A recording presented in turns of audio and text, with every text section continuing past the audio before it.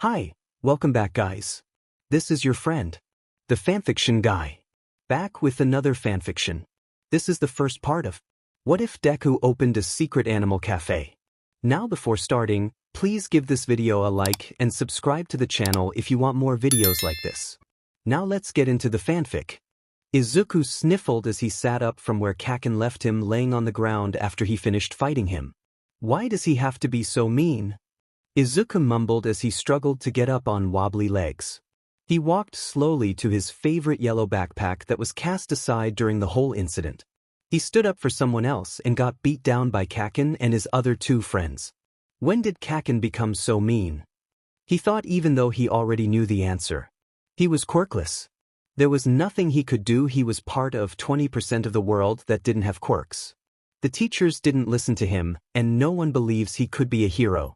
He was stuck in a world where no one thought he was important. Except his mom. His mom loved him with all her heart, but even she doesn't want him to be a hero. She was very worried he might get hurt, and he was beginning to understand since she is so protective of him. He smiled. He really did love his mom. He grabbed his backpack and started walking in the direction of his house. He didn't bother lugging it onto his shoulders because he knew it would hurt if he did something like that. He walked slowly past an alley to hear a small whimper come from an area of trash bags. He stopped when he heard that sound to look over to a pile of trash bags with a small cardboard box laying in the middle of the pile. That seems to be where the sound is coming from, he thought as he ventured closer. Izuku walked over to the cardboard box that seemed to move slightly at the sound of him coming closer. Gulping down his fear, he opened the top of the box to see a little puppy curled up against the corner. Her muzzle is squared off, she has a black nose with the accompanying black mask that covered around her mouth, and she has cute eyes that are dark brown. Her ears are small and thin, that hang close to her cheeks. Her tan coat is really short and dense and she has small white markings on her chest and feet. He cooed at the puppy, wondering why anyone would do such a thing. The puppy looked to be very young, but he got his answers when he looked at the lonely puppy. She only had 3 legs, she missing the back left leg. And when he peered at her face a little longer there seemed to be a small scratch-like scar across her face. He looked down at the puppy who was rejected for the way they are, and saw himself. Izuku looked at the puppy's large sad eyes and made a decision he knew he wouldn't regret. Inko opened the door at the special 3 knocks her son gives. She wondered what took him so long. Was he playing a little longer in the playground with Mitsuki's boy? She asked herself, while a small voice doubted that was what really happened. What she saw was her son seeming to try to keep hold of an excited Tosa Inu puppy. Her son was laughing and smiling as the small dog tried to lick every inch of his face. Inko smiled at the sight. Izuku noticed his mom in the doorway and automatically shifted his attention to her. Hey mom, I found her on the way home. She was in a box in an alley, but I saved her. See, can we keep her? Izuku asked his mom as the puppy focused its attention to licking his fingers. She took one look at her son's pleading face and a glance at the small puppy huddled against his chest. She sighed and smiled once again. You have to take care of her, she is a big responsibility. Of course I will. I will train her and walk her around the park. And give her lots of belly rubs. Izuku promised as the puppy tried to once again lick every inch of his face. He laughed at the puppy's antic before looking at his mom. I promise to take good care of her. Alright, come on in. I'm making some ramen tonight, but let's go to the grocery store to buy some dog food and supplies first. Inko said as she gathered her coat, phone, keys and wallet before joking her son outside. She locked the door before all 3 of them headed toward the pet store. The customers were quite confused but quickly got over the confusion when seeing the little puppy and the cute toddler walk after the woman as she headed to the dog aisle. Inko grabbed dog food, a bowl, a dog bed, some chew toys, some treats, some indoor bathroom training pads, a collar, and a leash for the puppy that hasn't left Izuku's arms. Not too long after, Inko paid for the items and headed out with her child and their puppy. They headed home where she set up the bed near Izuku's room, dog bowl near the kitchen, and placed water and food into the dog bowl before continuing to make dinner. Izuku placed the treats on the top counter, so the puppy won't get to it. He placed the collar on her neck and turned the medal to the front to show her name that he had given her. Keko, was engraved on the front with their home number and address on back. The collar was a nice bright red that matched his favorite shoes. He took the leash and toys to his room for safekeeping. He placed one of the bathroom pads on the floor just in case. He needed to take her outside after dinner to use the bathroom before it gets too dark. After all that, the family had their dinner. The human mother and son ate their ramen while the new addition ate food from their bowl. Not too long after, they finished their dinner and Izuku grabbed the leash from his room. I'm going to take Keko outside before it gets too dark so she can use the bathroom, Izuku said while strapping on her leash as she wagged her tail at the attention.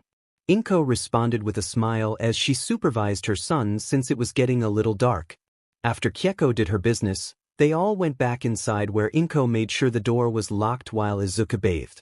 Inko looked back at Keko who was laying down at the side of the couch looking up at her. Yeah, she thinks to herself, this change in our lives will be a good one. Izuku was just finished brushing his teeth while freshly dressed in his All Might Silver Age-themed pajamas when the bathroom door creaked open to show a curious puppy that seemed to like to sniff at his ankles. Hey Keko, he said cheerfully, scratching her behind the ears as her tail wagged happily. The puppy barked at him to hurry up, so he fondly followed the puppy to her bed. He moved into his room since she started to cry when he separated from her to go to his own room, so he compromised and moved her bed right next to his. The puppy was rolling on the floor with the special made blanket that doesn't rip easily for young dogs such as her. He chuckled before continuing to play with her for a little bit since it wasn't exactly his bedtime yet. But before long, after what seemed like hours of tug-of-war and belly rubs, Inko came in to say goodnight to both of them. Good night, Mom. Thank you for letting me keep Keko, Izuku said as she tucked him into his All Might-themed blankets. Inko smiled before kissing his head goodnight. Then she bent down to give Keko a good scratch on her head before turning out the main light, which left only the muted light of his night light at the corner of his bedroom as the only light source left. Good night, Izuku.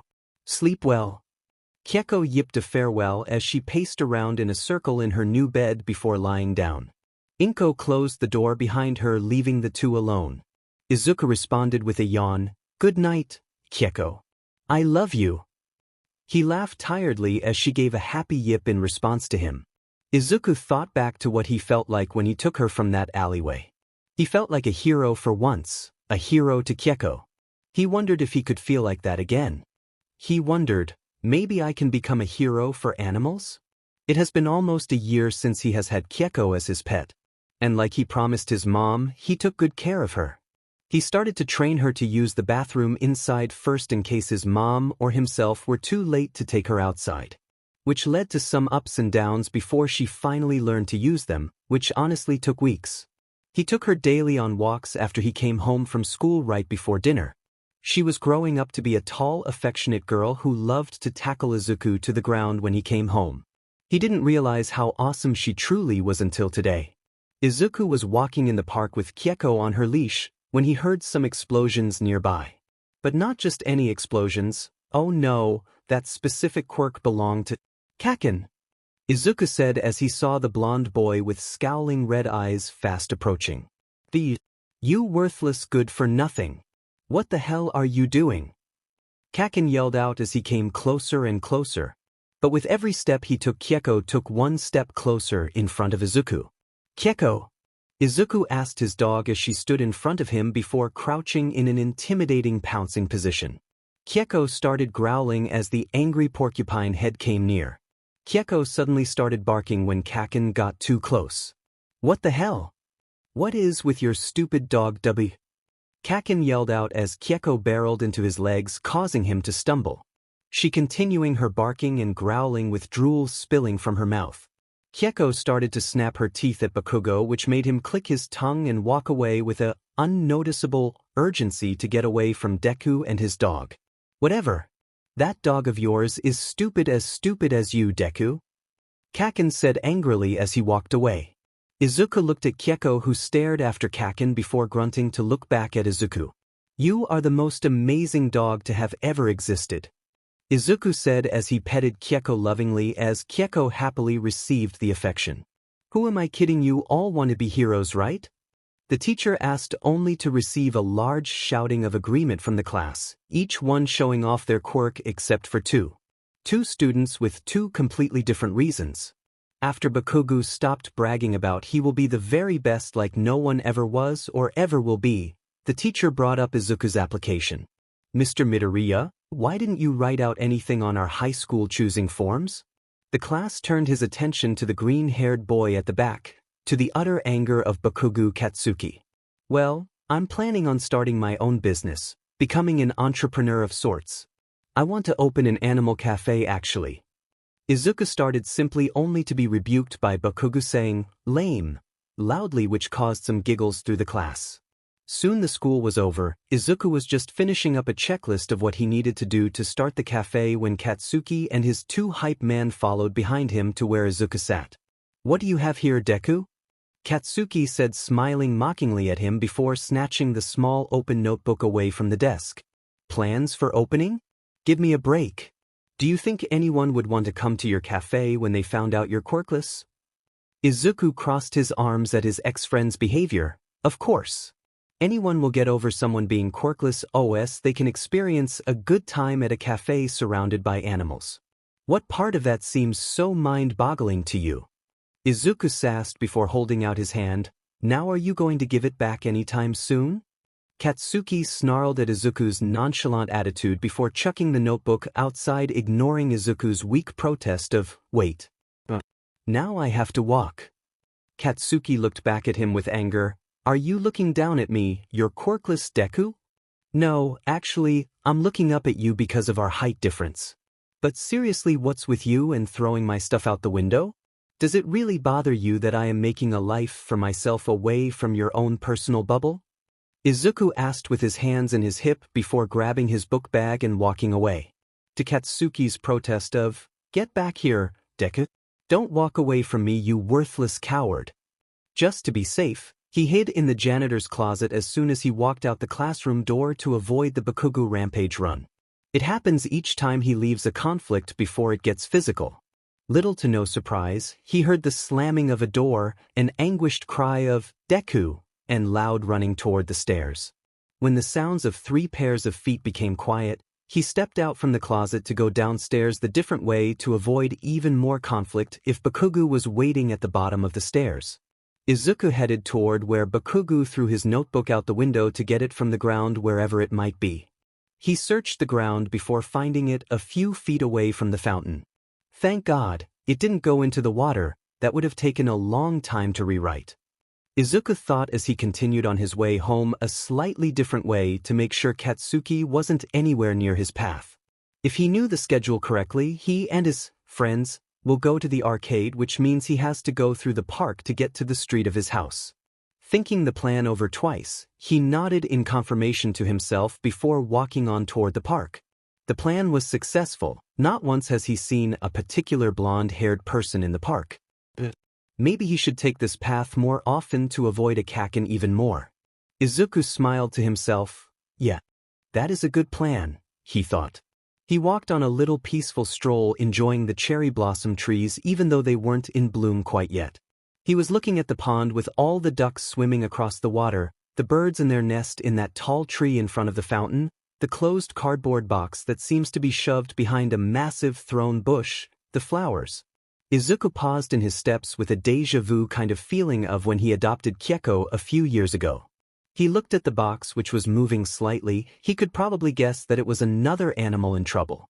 He walked over to the rosebush, avoiding the thorns as he carefully pulled out the closed box from its hiding place. He bit back a sound of pain as one of the thorns nicked him on the arm. Soon he successfully got the box out from under the thorns. He rubbed one at one of his arms that the thorn hit. That was only a scratch. He has dealt with worse. Taking a deep breath, he opened the box and inside was a big fluffy brown bunny. The bunny had a big fluffy body with gigantic floppy ears that hung down from the sides of its face. It sniffed at the box before looking up at him. He frowned at the sight of the bunny's left eye. Whilst the bunny's right eye was a deep chocolate brown, the left was a cloudy white. The result from, he assumed, the 3 claw marks that went over the left side of its face. 3 deep lines of red that crossed over where the cloudy left eye was positioned. He smiled as the bunny sniffed at his hands before butting their head against his palm. He laughed gently as he smoothed his fingers over the soft plush of fluff the bunny had. Izuku, of course, took the bunny home in his arms. The bunny was loving the ride apparently since it kept sniffing at him while he walked. Not too long passed until he got to the front door.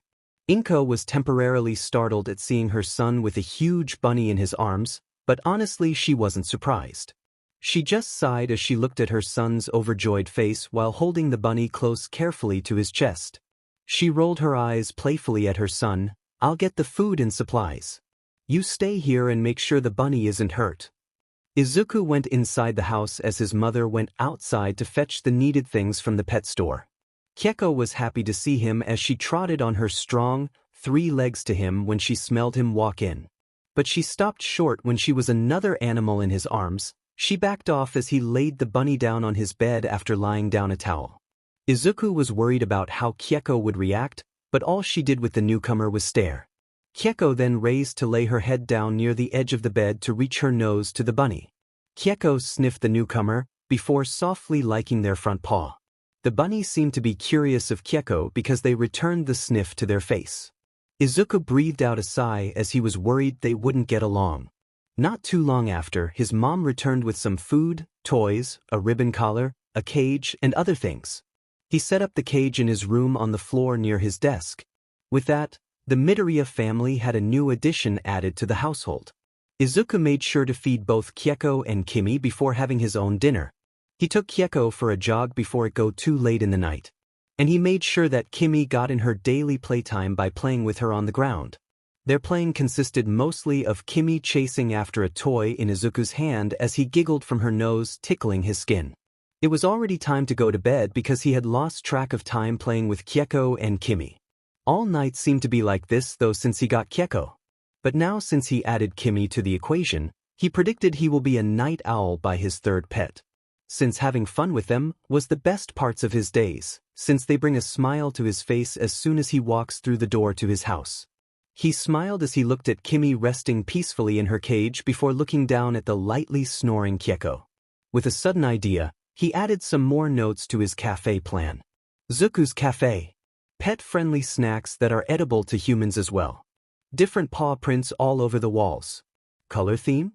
Keko is a good judge of character. If she doesn't like a customer, they will be regarded as suspicious and be under surveillance or be taken out of the cafe quickly. Petting area for animals that can't roam as free as the others. Izuku smiled as he added the last note of his outline before yawning. He put his notebook back on his desk before going to sleep and dreaming about what the cafe will be like. What would the color be though? Was his last thought before going to dreamland. The planning for the cafe was in motion.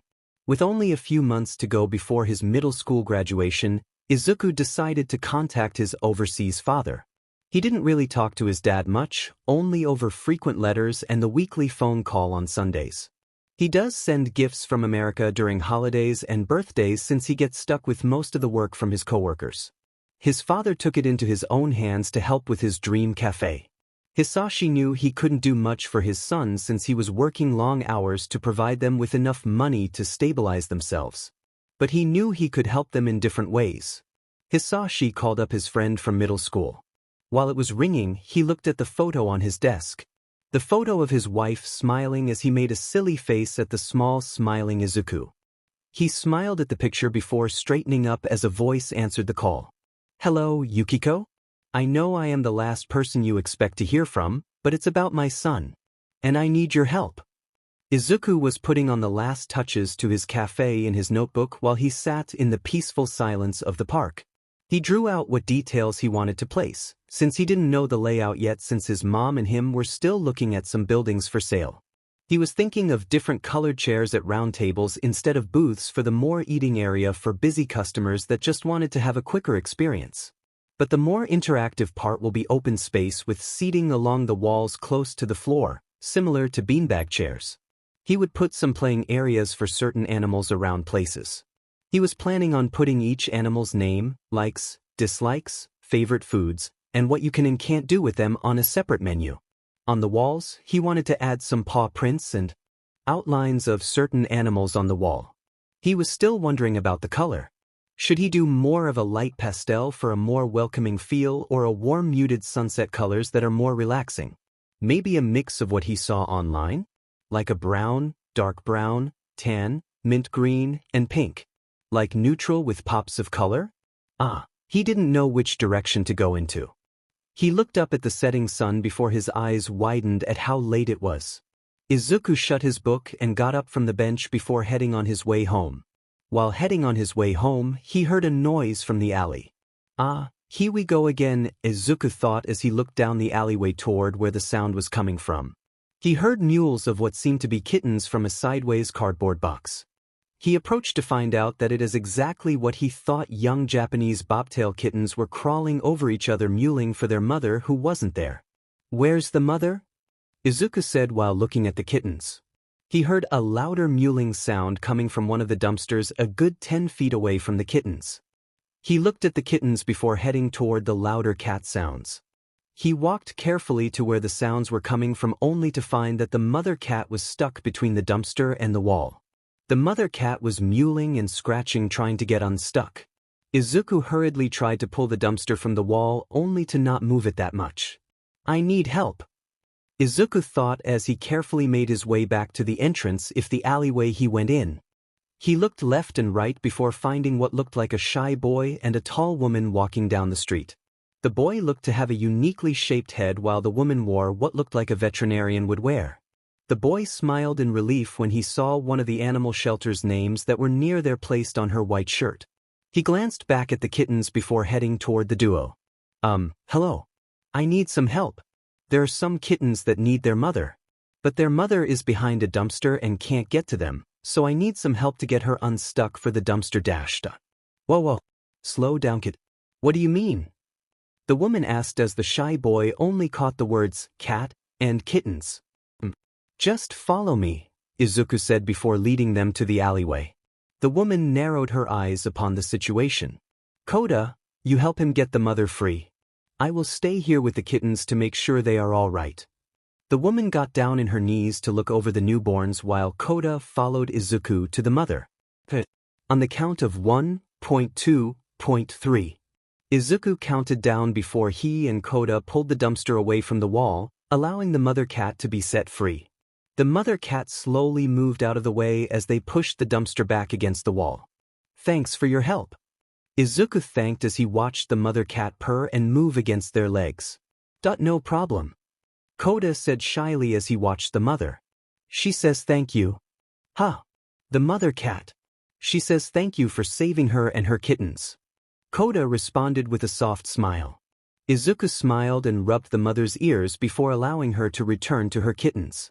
Izuku looked at the mother cat and kittens while rejoining the woman with Kota. The woman looked up at them before frowning in confusion at Izuku's face.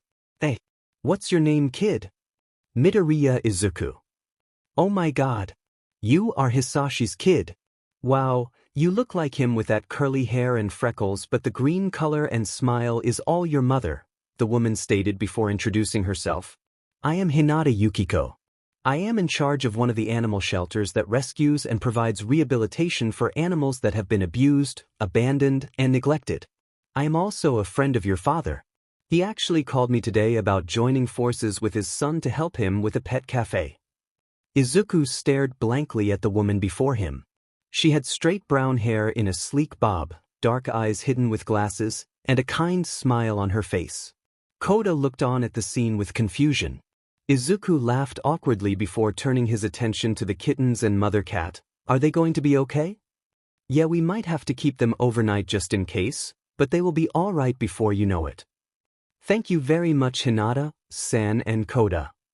Kota nodded as the woman and him returned to the shelter with the cat and kittens in their arms. They agreed that Izuku will come back tomorrow to check in on them. Sooner than later, Izuku showed up to the shelter to find the kittens with their mother playing on the ground. Yukiko said, the mother is about 3 years old and the kittens are not that young. The kittens are each a month old. But according to their diet, they look to be owned by someone up until 2 weeks ago. They are slightly malnourished, but enough food will bring them back to health.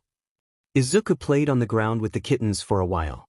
Kota appeared from the corner and seemed hesitant to join. Izuku noticed him and waved him over with a smile. "Hello again, Kota. Do you want to join me in kitten playtime?" Kota smiled before he sat down next to the teen. Izuku didn't want to leave them at the shelter, and from what Kota told him, Kota could understand that the mother cat and her kittens only felt safe with Kota and Izuku since they saved her and her babies. But Kota's mom was allergic to cats, which is why he has a bunny. Izuku looked back at the cat and her kittens and knew what he had to do. Inko opened the door to her son holding a box of 6 kittens and a mother cat. She rolled her eyes fondly at her smiling son. "I'll go buy the food and supplies, but make sure they get along with Kimi and Keko before we adopt them." Kimi was indifferent toward the kittens and mother just like she was with Keko. Keko was just happy to see new friends. The mother cat was chill, but wouldn't allow Keko to play roughly with her children. Inko names the mother cat Miu. Izuku names the kittens, of course. The one with white coat with black spots was Mitsuo. The one with white coat with orange spots was Masa. The one with a white coat only with orange spots near their tail and face was Masaki. The one with a white coat only with black spots near their tail and face was Manami. The one with a mostly orange coat with white spots on their face and stomach was Miwa. The last one that looked just like their mother was Miyako. Their family was getting quite big. And it will only get bigger. Izuku was having a lovely time at which was a lie, but still the attitude people had toward him has lessened into just ignoring him. Kaken was still the same because he apparently doesn't believe he actually gave up being a hero and that he plans to still become one. Which was weird, but it didn't really bother him anymore. Once Kaken goes to UA, he won't have to see him again if he wasn't forced to. Good times ahead. A few more months until school is out. More good news. With the recent partnership with father's friend Yukiko, he was able to work much faster in the planning of his cafe. With her help and Kota's, he was able to figure out which building would be perfect for the cafe to be. Yukiko had found a 2-story building that used to be an actual cafe with an apartment building on top of it. She had found out the owners had put it up for sale a few years ago, but since no one really wanted to deal with the large amount of renovation, it wasn't sold yet. The building was a 2-story house that was painted a fading yellow with light brown hardwood exterior. It had a Western influence in the way it was built. The cafe was a good size for all the stuff he had planned for it. There was a decent-sized kitchen to make all the food, a large space for the seating, and they didn't have to do much shopping. The kitchen was still fully set up with all the appliances that were left behind. There was fully working stoves, ovens, refrigerators, and a glass showcase in the front to put all the tasty foods. There was even a cash register that they found in the closet. Everything was looking up for the future. He couldn't wait until the offer of payment goes through so they could call the place theirs. Soon they will be able to open the cafe. Izuku smiled as he walked home from school. He did another escape trick on Kaken to get away to his newfound safe spot in the park. A stream of water that had a log across it, the same place that Kaken pushed him in after he went to help him. He made it his own special space to get rid of his bad memories, and it was working. As Izuku was heading in the direction of the stream, he heard the screams and laughter of children by the playground. He paused to look at the playground where most of the children were playing near a certain bush. Izuku furrowed his brows at the scene. "What?" he asked silently to himself. He looked back at the direction of his calming space before heading toward the direction of where the kids were playing. He had a bad feeling in his gut from the way the kids were throwing rocks and poking a stick into the bush. The feeling grew deep when he heard one of the kids say something about a pulling quirk and a snake. At the word snake, Izuku ran over to where the children were. The children looked up to see a stranger in a high school uniform charging at them, and they let out a short scream before running somewhere else. Izuku came to a stop at the bush in front of him. He looked at where the children were to see a molting long yellow python curled up on themselves. The python looked to be in the middle of shedding skin when the children decided to wreak havoc on it. It looked to be very big and very long from the way it was rolled up. He took a step towards it only to receive beady eyes looking at him through the leaves. He saw a short pink tongue slither out of his mouth and flick towards him. "Hey, it's okay. You are okay now, they are gone." Izuku made sure to keep a low voice when he approached slowly to the snake. The snake remained calm but showed signs of hostility when he came near too fast. He treaded carefully as he approached the snake and sat down by it. The snake seemed to calm down at the body language he was showing was very different than the children before him. He was on the same level of the snake to not pose as a threat, but the children were standing over him presenting themselves as a threat. Izuku got a closer look at the snake. Its skin was just freshly shredded to reveal a brighter shade yellow and white scales. Their eyes looked at him as their tongues swiped out through their mouth multiple times. It took him calmly sitting in silence for what seemed like 10 minutes before the snake made a move towards him. From what he could tell, the snake looked uncomfortable with the wild surrounding it, so they must have been a pet that had been recently abandoned. The python had slithered most of its body onto Izuku's shoulders when he carefully got up from the ground. It was quite heavy, almost seemed like they were around 90 pounds, and it was most certainly longer than him. With the snake comfortably fitted around him, he made his way to the shelter that Yukiko worked at. Sooner than later, he showed up at the shelter's door with a curious and slightly spooked-out Kota opening the door for him. Kota asked quietly to Izuku when he walked in, "What happened?" "Some children were causing them some trouble," Izuku said to Kota as they walked to Yukiko's office. "She says they were being mean to her before you showed up," Kota piped up, translating the python wrapped around his shoulders. "Yeah. So when they ran away, I wanted to make sure she wasn't hurt, so I brought her here for a checkup. Just to make sure everything is okay," Izuku replied as they finally reached the end of the long faded pastel blue hallway to find the white door of Yukiko's office. Yukiko was at her desk, tense while writing a report while a weird statue was lying on the table meant for animals. The statue was like smooth ropes of snake-pattern scales wrapped up in a square-like ball. Yukiko looked up to see who was at the door, only to be surprised by the large python wrapped around one of her visitor's arms. Yukiko paused to reflect on how Izuku looked like one of her favorite singers from before Quirks. "What was her name? Brittany?" Yukiko asked Izuku slowly while looking at the large snake. "Whoa. Where did you find her?" Kota offered as Izuku carefully set the large female snake down at the table where the statue sat. With his movement, he noticed that the statue seemed to move slightly, curling in towards the center. He was about to question what exactly it was when he saw a little snoot poke out. "Oh hey little noodle," Izuku said as he saw the tiny eyes of the snake from where it balled up itself. The yellow python regarded the strange snake with a flick of their tongue before curling herself against the warm wall.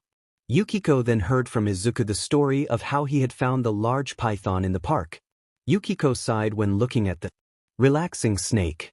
She told him that they were called reticulated pythons. "Oh poor things. One day and two snakes come into the shelter."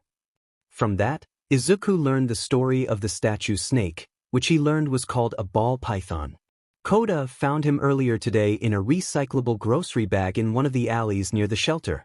Kota said that his owner neglected him and pushed him around when they got in a bad mood.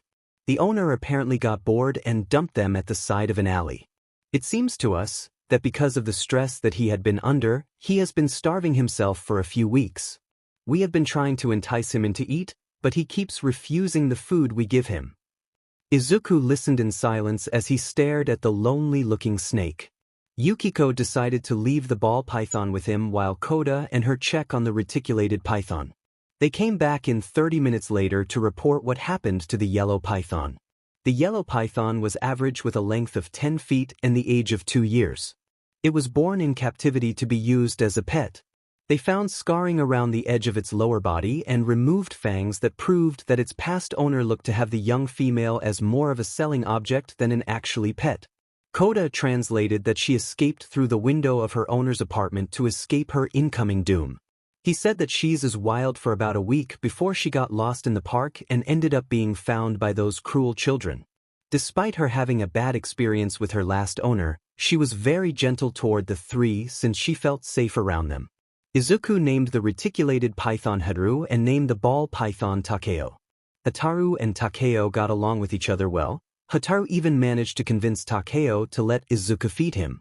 Kota said it was because she knew Izuku was a good person, so Takeo trusted him enough to eat from his hands. Time went by a little too quickly from the fun that he had with the two snakes. Izuku looked out the window to see the sun was not too far from setting, so he had to go back home soon. Yukiko decided to keep the snakes overnight to check their status of health and keep them in check for a short while. Izuku said goodbye and headed home. But when he arrived back at his home, he felt a longing for another 2 additions to his already filling home. The house already had a dog, a bunny, a cat, and the cat's litter of 6 kittens.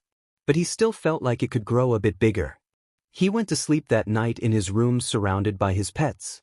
Keko slept by the 2-month-old kittens and their mother on the floor, while Kimi slept next to his feet on the bed.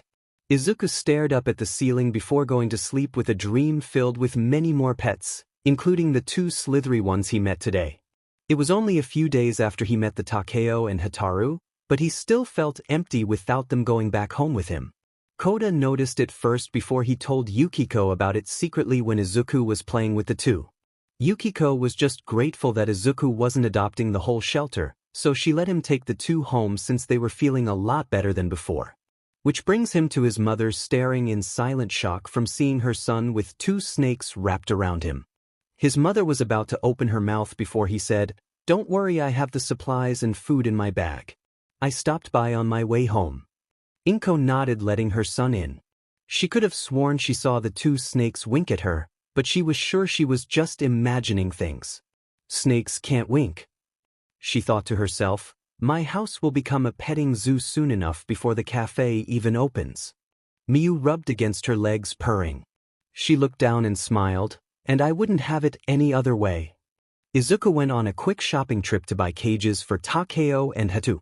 He set them up in his room a bit far off from his bed, and he happily arranged his stuff elsewhere to give them the room they deserved. So there he stood in his room of animals before collapsing back on his bed with a smile overtaking his face. With the barks and meows accompanying the otherwise silent room, he thought that it wasn't quite over yet. Bonus. It was a week after he brought the pythons home, but Izuku was running late to school. He said goodbye to Keko, Kimi, Miyu, Mitsuo, Masa, Misaki, Miwa, Manami, and Miyako.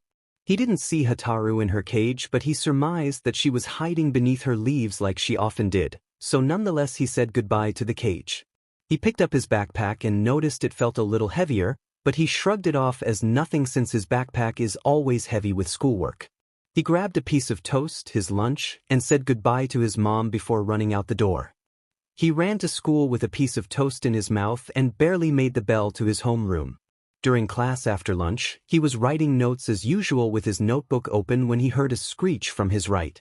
He turned to see one of his female classmates screaming at the ground, and her screaming caused the others to look to the ground. They started screaming when they saw what the girl saw. Kaken even looked back to see what the fuss was about, only to respond with, "What the hell?" Izuku curiously looked down to see Hataru slithering out of his backpack like she didn't know what was wrong. The class kept freaking out, Bakugo was looking confused as heck, and Izuku felt Hataru slither up onto his arms. "Why me?" "Okay, so how about the tables around here?" Inko asks, pointing at the rough drafted blueprint of the cafe area. Yukiko nodded with a hum. "Sounds good. We should position them so we have a lot of space for walking and for the pets to roam around." Kota and Izuku sat looking at the blueprint in concentration, rubbing their chins in unison. The blueprint had the first story of the building drawn out. The large space that went from the middle of the page to the very back was the kitchen area. There was squares indicating where the working appliances were set up. A long rectangle in front of the kitchen where the glass case was to show off the food. A sketch of the cash register set up in the end. Yukiko got the blueprint from measuring how big the space was herself, with Inko helping by drawing it all out. Thankfully, they had more than enough space to work with. There was plenty of space for the animals to roam and room for the cages where the other animals would be placed. The first floor itself was bigger than Inko's whole house. But since there was so much space for a cheap price, the renovations they had to do was piling up. Yukiko and Kota had already decided to help them as much as they could when they weren't busy working at the shelter. Kota has already decided to attend UA if he could get into the hero department. He expressed how he wanted to go there since Izuku had really wanted him to follow his own dream of becoming a hero to save others. Kota had already promised that no matter what happens he would always try to help out with the shelter and the cafe when he had the time. But since UA was still a long time away, he still had time to help out. They had it all planned out, the paint job and where certain colors would be, the type of furniture and where it would be placed. Izuku and his mom were still thinking about moving into the second-story floor since it was safer for them and the animals. They still had to talk it out, but they knew that they would probably move in after the cafe was redone. The second floor was kept clean and empty. All they would have to do is move the furniture from their apartment to the building. And since the building was so huge, the pets could have their own room, well if they would dare separate from Izuku. Kota and Izuku looked at each other and smiled. This is going to be great. Another day, another pet. It seems as Izuku stumbles upon a weird box with holes in it. It had a huge water staying at the bottom of it. He was lucky to actually find the box. He was heading to his happy place stream, and he found the box right next to a tree that bordered the stream. Izuku sighed and smiled because he knew if he opened the box, boom, new friend. And that's what he did. He opened the flaps of the box to find a little turtle bobbing in a leaking bowl of water. A red-eared slider turtle from what he learned about from Kota. Their eyes seemed to be clouded while their little legs keeping swimming right into the edge of the bowl. Being gentle with the turtle, he gently lifted the turtle from the box in its bowl as he walked his way to the shelter. Along the way he met Kota, who was walking a little faster than him with a tiny box that seemed to be screeching every once a while. Hey Kota, what's wrong with the box, traveler? Izuku. I found 3 sugar gliders. But they are hurt. I need to give them to Miss Yukiko. They need medical attention soon. Kota explained quietly as he walked briskly, trying to keep his pace even to not further harm the injured animals. Izuku walked with him with a turtle in his arms. Together they reached the shelter with Yukiko standing outside. Heck, come on in kids, Yukiko said as Izuku and Kota rushed in with a turtle in a bowl and a screeching box. Let's get these animal friends checked out, shall we? With that, she led Izuku's turtle and Kota's sugar gliders to be taken care of by the shelter's vet. Kota and Izuku sat by each other in the lobby waiting for the results. Yukiko came in with the results about an hour later. The red-eared slider seems to have a bit of a fever. But the sugar gliders need to have more medical attention. Nothing big is bad, but they need a few stitches from whatever they escaped from. I suggest you two come back tomorrow. You two should go home and have some rest. They both nodded at the news. They left with talk about coming back tomorrow right after school.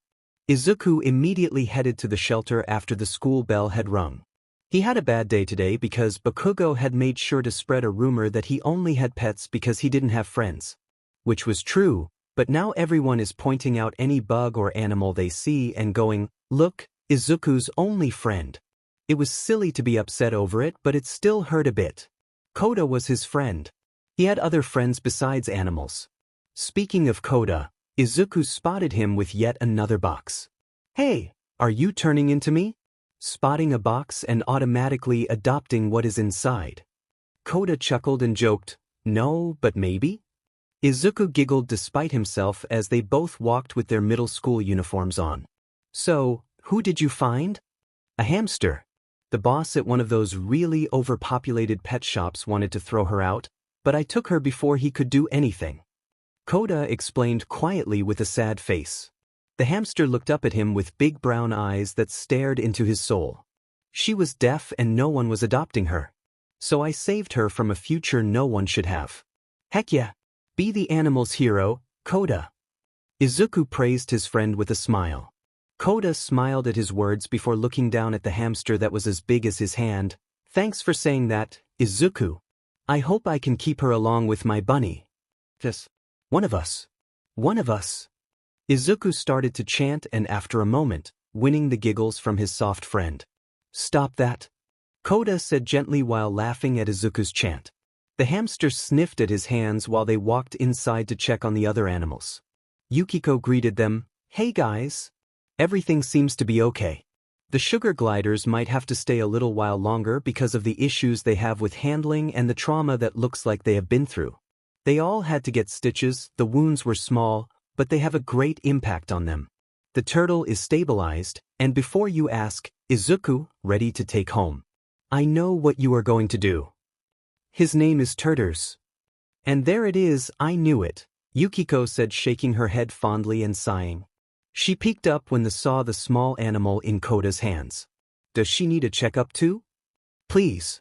Just to make sure, Kota said as Izuku was roaming through a pet website on his phone looking for the right supplies.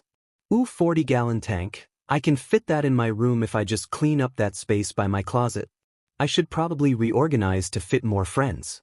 Oh, then I can donate some stuff I don't need anymore. I'm sure I still have stuff that doesn't fit me anymore that I can donate to a thrift store.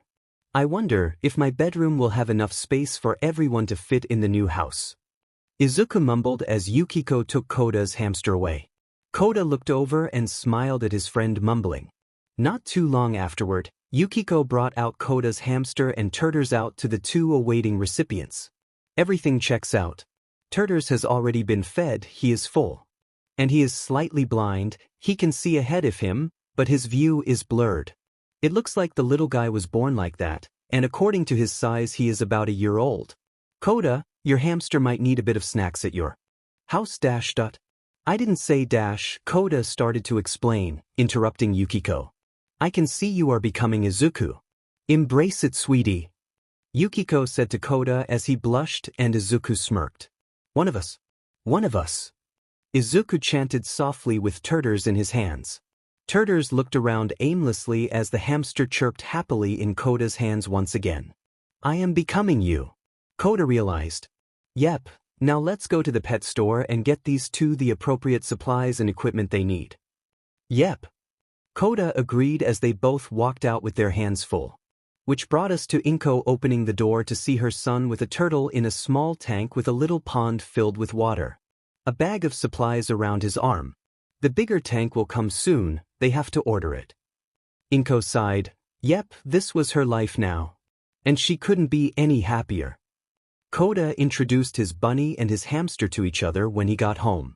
He was lucky his mother had allowed him to keep his new friend. His new friend, Aizawa. Chapter text. Izuku and his mother, Inko, was hard at work scrubbing the floors of the cafe. Kota and his mother volunteered to help them, so they were currently scrubbing off the walls. Yukiko and two of her workers helped by cleaning up the kitchen and writing down appliances that they still needed to get. After their hard work cleaning and dusting off, they taped the trim and primed the walls for a fresh coat of paint. They decided to keep the dark hardwood floors to incorporate into their theme. Mint chocolate. Izuku's mother and Kota's mother worked together to paint the walls behind the display a light mint green. Yukiko and one of her assistants painted the pet area walls a nice calm beige. The hallways were being painted by another worker the same green color. Kota and Izuku helped the worker paint the bottom of the walls with the same color. A lot of time was spent going back to some areas to touch up, repainting, adding another layer of paint before each wall was at the desired color. With the walls out of the way, they painted the outer trim of all the walls a lighter brown color that reminded Izuku of chocolate. It took a few days for them to finish the paint job, but it looked amazing when it was finished. The walls of the pet area had little paw prints and footprints of several pets trailing up the beige walls in the same chocolate color that was the trim. They were planning on having yellow tabletops and yellow accented chairs to bring in the color. The wall behind the display case had an intricate border painted in the chocolate colors that laces around the sides of the wall. They were planning to put a large mural that Izuku can paint or decorate in his own style. The kitchen in the back had the same beige as the hallways, but had thin stripes of the same green and yellow shades, as well as the pantry and fridge area located at the side of the kitchen. Everyone was so proud of the work they accomplished into making the cafe dream come true. They couldn't wait until the next step of getting the furniture set up. Meanwhile in America, Midoriya Hisashi sat at his desk with his to-go pizza lunch while he looked over the list Yukiko sent him of necessities the cafe needed. He was glad he was able to help his family by getting what they absolutely needed to open a cafe. A cafe that he knew would take off because he knew his son could do anything. In one tab, he had many items placed into a wish list with priority shipment to their address. But in the other tab was a request to transfer opened up. His coworker noticed how happy tears ran down his cheeks when he opened the letter. They thought, man, Hisashi really deserves it. Now if only Karen would get off my back. Isashi smiled at the big words at the bottom. Request accepted. Izuku breathed out heavily as he walked into the park again, trying to calm himself down. They had a really big exam today, and he was tired from studying. This should be the last one for a while.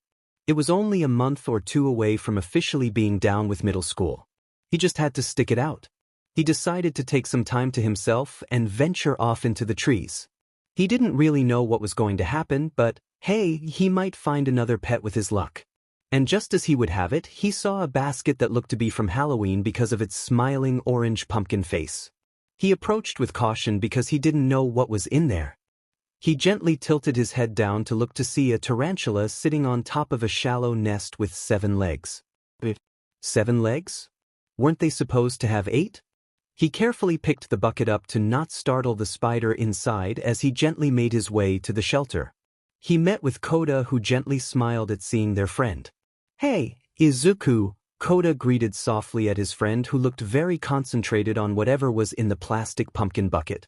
Hey, Kota, I just found this little tarantula. Kota flinched and paled at the word, and I'm going to bring them inside to make sure there is nothing wrong with them. They only have 7 legs, so I'm a bit worried. Izuku explained, oblivious to his friend's fear of insects. A tarantula? Kota asked in fear as they approached the shelter. Yep.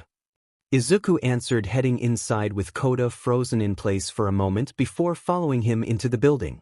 Yukiko wasn't surprised to see the curly-haired child with yet another animal in his arms. Yukiko greeted them, Hello boys. What have you got here? A tarantula. Izuku said happily despite Kota looking a little worried. Yukiko carefully took the bucket from Izuku before guiding him to the checkout room. They all walked into the checkup room to see 2 lizards set in 2 separate temporary tanks. Izuku looked in awe at both of them. One was a veiled chameleon that reminded him so much of the one in Tangled. And the other was a bearded dragon that reminded him so much of an actually dragon. Yukiko examined the spider in question while Izuku and Kota looked at the lizards. Well, it looks like this girl is indeed missing one of her legs. It sets off her balance a bit. And she looked to be a Mexican red-legged tarantula from my understanding. It looks like she needs to have a snack of crickets. Izuku, would you want to feed her? Yes, please. Izuku replied gratefully. Kota still looked a bit uneasy but followed after Izuku to see the feeding. Izuku fed the female spider the crickets that Yukiko gave him, and she seemed to really enjoy them. You know, since she crawled up his arm afterwards with a slight struggle. Izuku cooed as the spider walked all the way up his arm, his shoulder, and stopped. He turned to Kota and frowned at seeing his scared face. It's okay, Kota, she won't hurt me or you. I'm sure she is more afraid of us. Kota nodded and slowly came closer with hesitancy. He started to whisper to the spider and she seemed to understand since he almost nodded. Kota returned the nod before stretching out his hand to pet lightly at her abdomen. The tarantula gave off a purr, or what sounded like one. Kota smiled softly at her and Izuku looked so proud of his friend for conquering part of his fear. Kota turned to him. She says you can call her whatever you want. She would like a name that isn't referring to her as a tarantula anymore. Izuku pursed his lips and looked down at her. How about Ren? Ren purred at the name and Kota gave a nod. She likes it. Izuku nodded and gently placed Ren back down on the desk so he could feed the lizards. Which by itself was fun. The bearded dragon didn't like to be picked up that much, but he does like getting petted and being held. The veiled chameleon loved to venture up his arm onto his neck where Ren was. Izuku laughed at them when they stuck his tongue to his cheek when he was talking absent-mindedly. The veiled chameleon was named Pascal. The bearded dragon was named Kisuk. Kota and Izuku hung out with the 3 of them before Yukiko came back in to check up a bit more in the 2 lizards. One of the workers found them in their tanks near the bridge abandoned. Apparently they seemed to share the same owner and something happened to cause the owner to move fast out of town and left his pets behind. They were both only about 2 years old. Ren, Kota translated, had been a pet bought as a birthday gift for a boyfriend, but the girlfriend dropped her from a small height resulting in her losing her leg.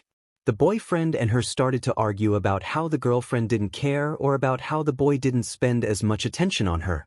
The girlfriend ended up cheating on him and left Ren with him, but the boyfriend was too heartbroken and upset to take care of her. He tried his best, but he got evicted since the girl left with all his money. He couldn't take care of her anymore, so he wished her the best and left her in the wilderness in hopes she could survive there. Izuku and Kota headed home after spending some time with the three. Izuku planned to stop by the shop and get the recommended homes for his new additions. Of course, his mom didn't question it anymore, but she was excited to move into the apartment above the cafe building because it had more room. 3-bedroom, 1 bath, a kitchen and a living room. What more could they want? Of course, Kota and Yukiko were fully expecting Izuku to come prepared that day after. And he was guaranteed. Yukiko allowed him to keep the tanks the lizards already came in since it was their home already. All he really needed was a place for Ren. He bought necessary additions to the homes as well. For Pascal, he got non-toxic plants that could fit in his cage. For Kasuke, he got a piece of driftwood and reptile carpet to replace the sand in his cage. And for Ren, he got a small clay flower pot, a 6-gallon tank, some piece of wood and some soil for her to dig. He got them all a thermometer and hygrometer to make sure the temperature and humidity was right for each of them. Kota helped carry Kasuke while Izuku carried Ren and Pascal to his apartment. His mother held open the door as he got everything settled in.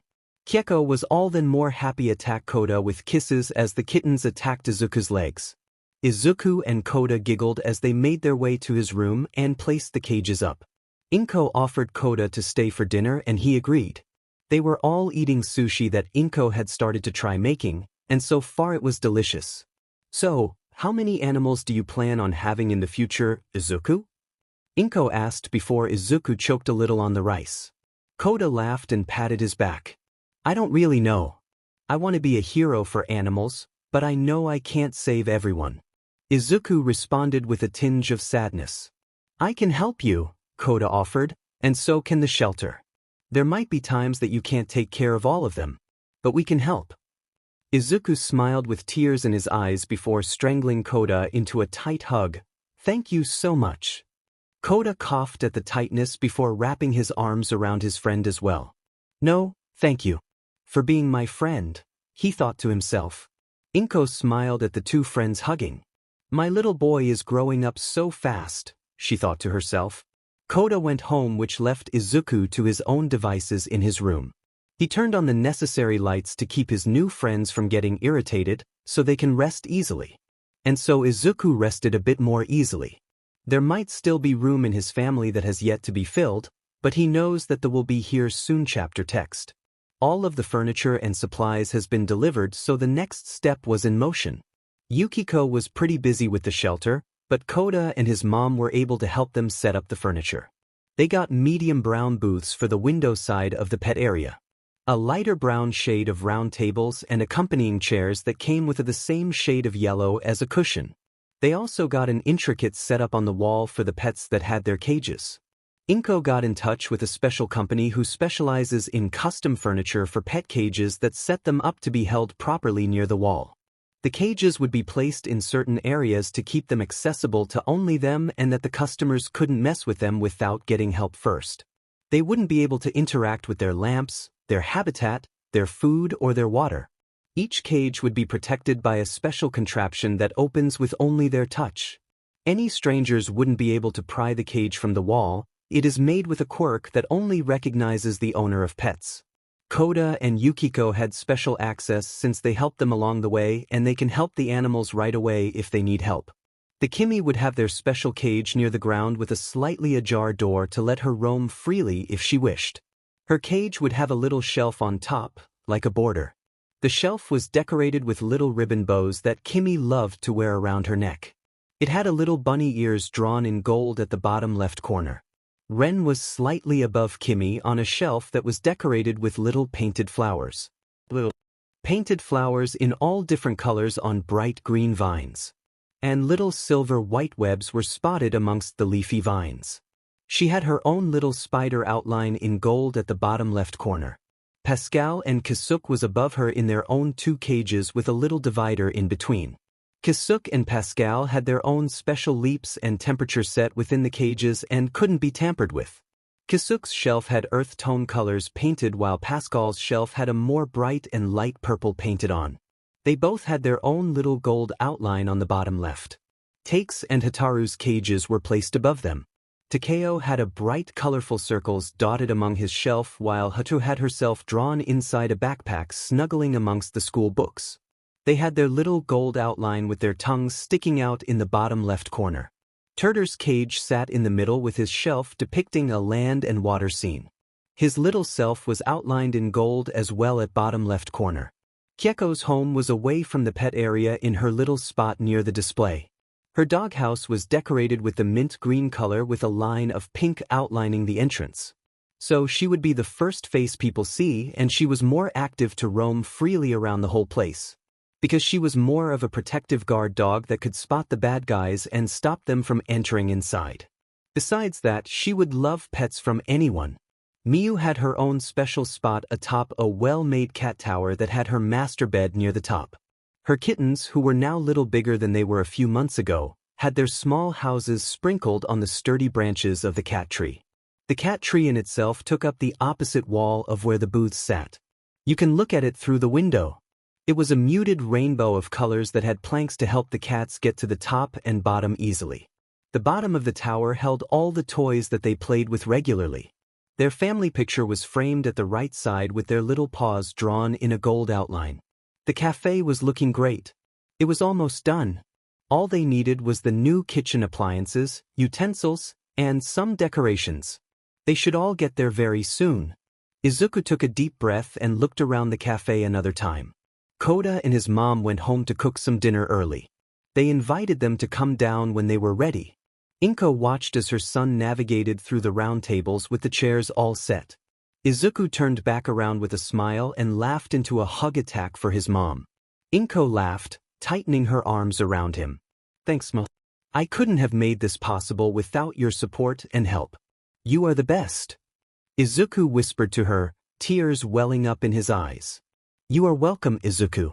Now come on. Mrs. Koji is making some miso soup tonight, and I heard it's very tasty.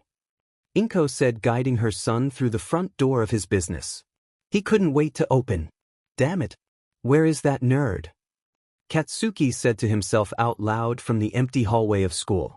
Meanwhile, Izuku was sneaking away fast past the school entrance to the park. Izuku always wondered why Kaken was his friend in the first place, before he had to remind himself that it was because they lived close. He sighed to himself before mumbling mostly to himself, I need to take a walk. So he did. He made his way past the forest before hearing a panicking chirping sound. He paused when he noticed that the chirping was close to where he was. Oh well, here we go again it seems, he said to himself as he walked in the direction of the loud bird noises.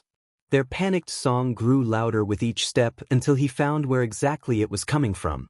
A cockatiel. A cockatiel had their little leg roped to a rose bush branch.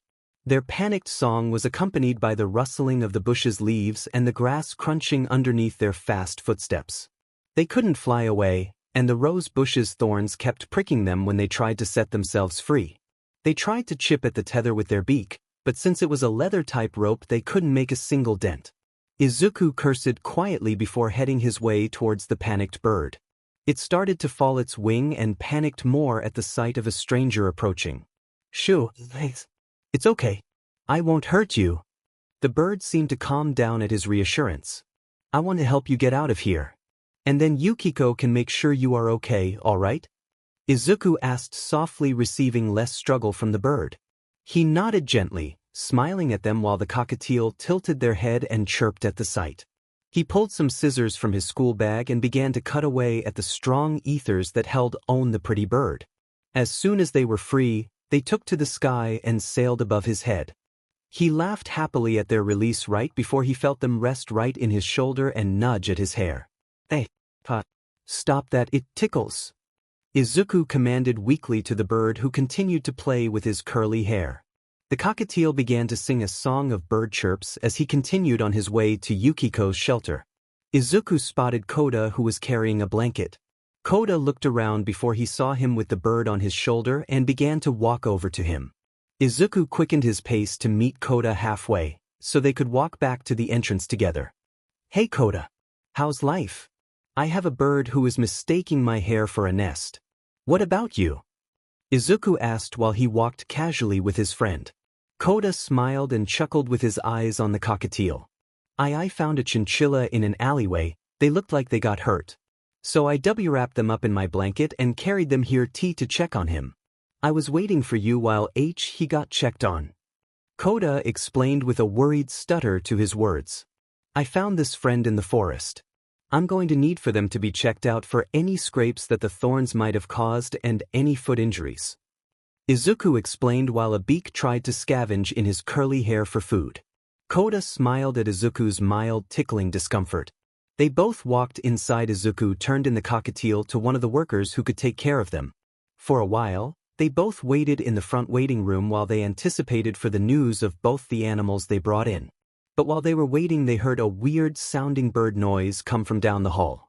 They straightened up at the unfamiliar noise before hearing a panicked Yukiko calling out. Stop. That's Silky. Yukiko shouted out as a blue-black bird launched himself towards Izuku's head.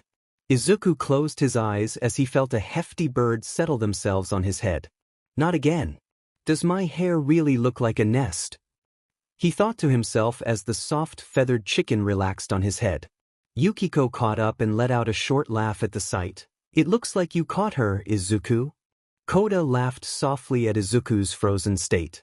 Yukiko shook her head and sauntered over, while Izuku reached his hand above to pet the soft feather on the silky chicken. The little girl showed up just this morning pecking at our doorstep.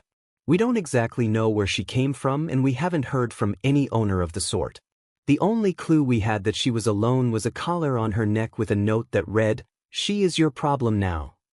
Izuku sobered up while hearing the shorty and the chicken in his head relaxing in his soft touch. Yukiko continued, "From investigation, we think she might have had emotional support training before she ended up being abandoned by her owner. The training would explain the need to comfort the workers here and the other animals that she could make it to." "Ah, sounds like you have a little mascot." Kota responded to Yukiko. Yukiko smiled. "We might. She has been a little troublemaker, but she is very sweet. She will be helpful around the shelter." Yukiko coughed before Silky launched from Izuku's head back to the ground. "Izuku, can you name our dear mascot?" Izuku hummed while tapping his finger to his chin dramatically. "How about Yuina? Sounds perfect for our new mascot. And about the animals you brought in today, they check out just fine." Kota and Izuku sighed in relief. The cockatiel flew down the hallway to land on Izuku's shoulder while the worker handed Kota the chinchilla. The chinchilla snuggled into Kota's chest while the worker prepared to give the news. "The chinchilla is all right. Just some mild scrapes that we put some ointment on. The cockatiel got poked by a few thorns, but the tether did cause him some swelling and bruising on his foot. He might take a while to get back to walking normal again. Right now, he might stumble with a limp," the worker said as the cockatiel leaned on Izuku's head. "All right, good night you kids. See you soon." Kota and Izuku nodded at her before heading out. "Wait, what?" the new hire questioned in utter confusion. "You must be new here. They both adopt the pets into their family as soon as they become attached." "But what?" the worker asked as Yukiko walked back inside. She called over her shoulder, "You get used to it." "Meanwhile, I'm going to name him Keed," Kota said, petting the soft fur of the chinchilla as they relaxed in his arm. "I'm going to name him Mike since he sings songs. He reminds me of Present Mike with his radio show," Izuku said as Mike sang soft bird chirps into his ear, very loudly. They both smiled as they walked to their homes. Izuku was happy that Mike was part of his little family. Well, not so little family, but he was so excited because they were about to move into the second-floor building of the cafe. Inko had just sold their apartment from a Japanese citizen coming back from America, which meant his friend get more room to play. He was heading back to his home to help his mom with the boxes when he noticed a bright furry animal body lying down.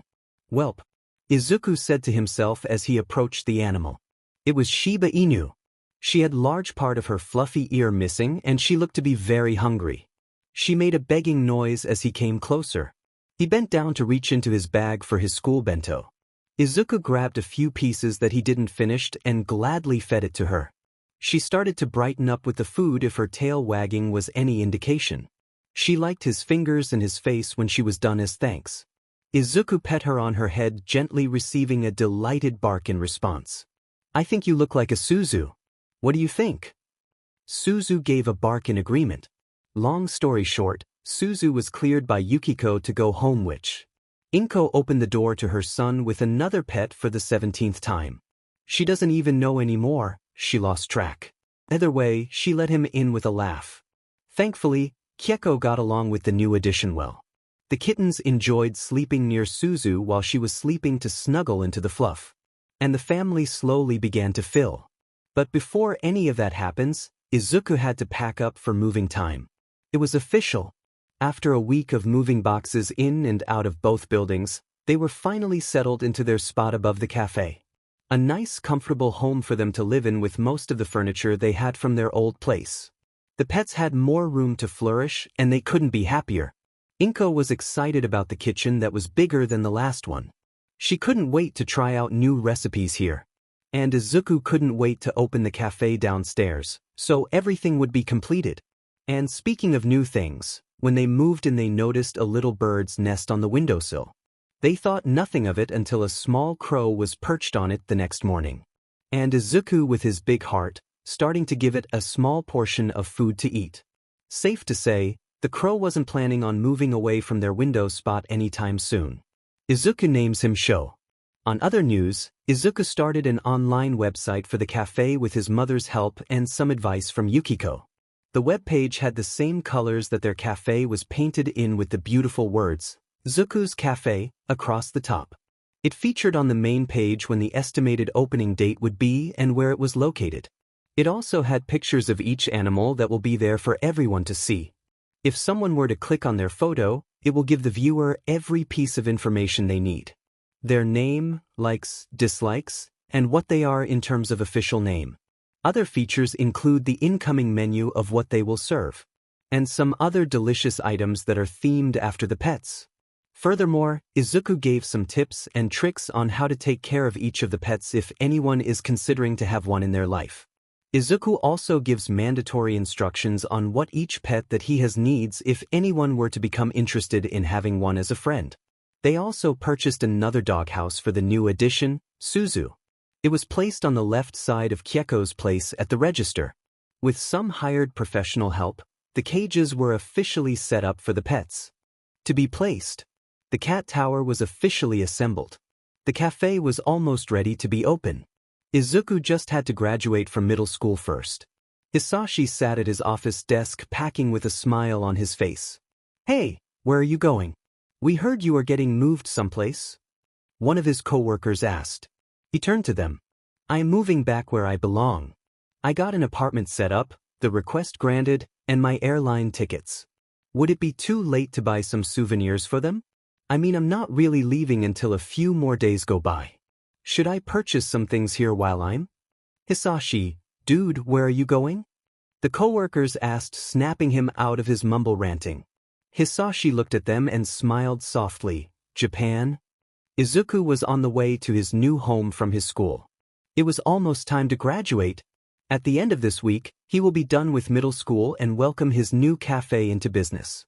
He was so ready for this. Izuku decided that he would stop by the park forest trail to celebrate, but mostly to calm his nerves. He was a bit nervous thinking about his life as a cafe owner after graduation.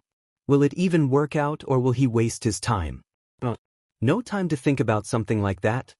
He shook his head to get rid of those thoughts as he took his first steps on the forest trail. He wanted to just take his time and relax before going home and cooling off. But like every single time he even strays from his oath of going straight home, he heard a mewling sound. He turned his head to see what direction it came in before he heard it again a few feet away from his spot.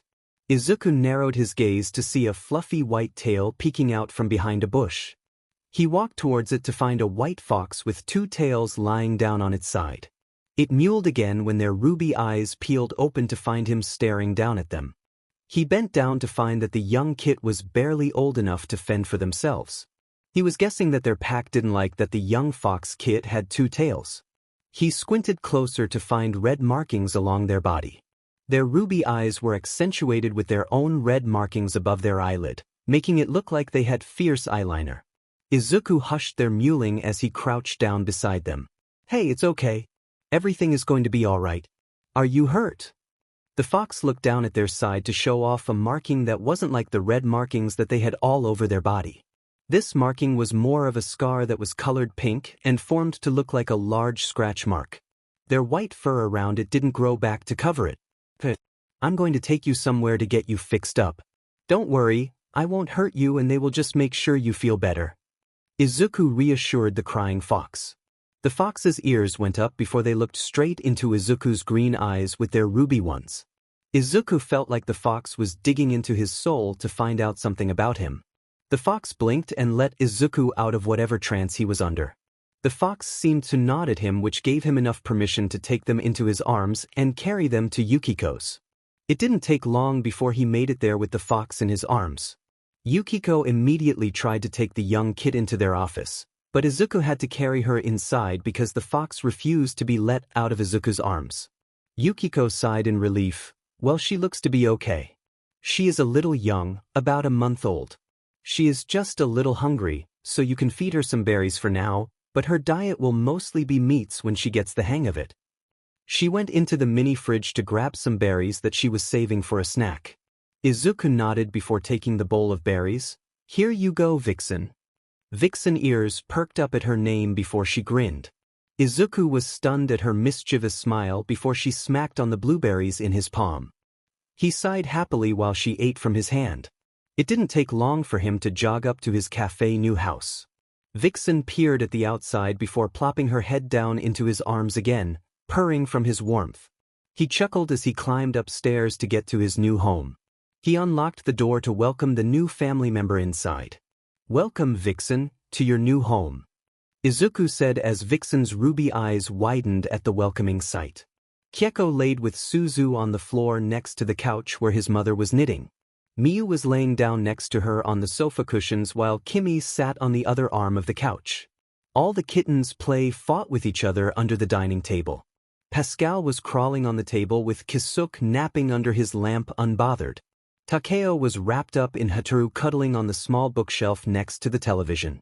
Ren and her little flower pot placed low on one of the shelves by the books. Turters was playing in his water of his cage on the kitchen counter.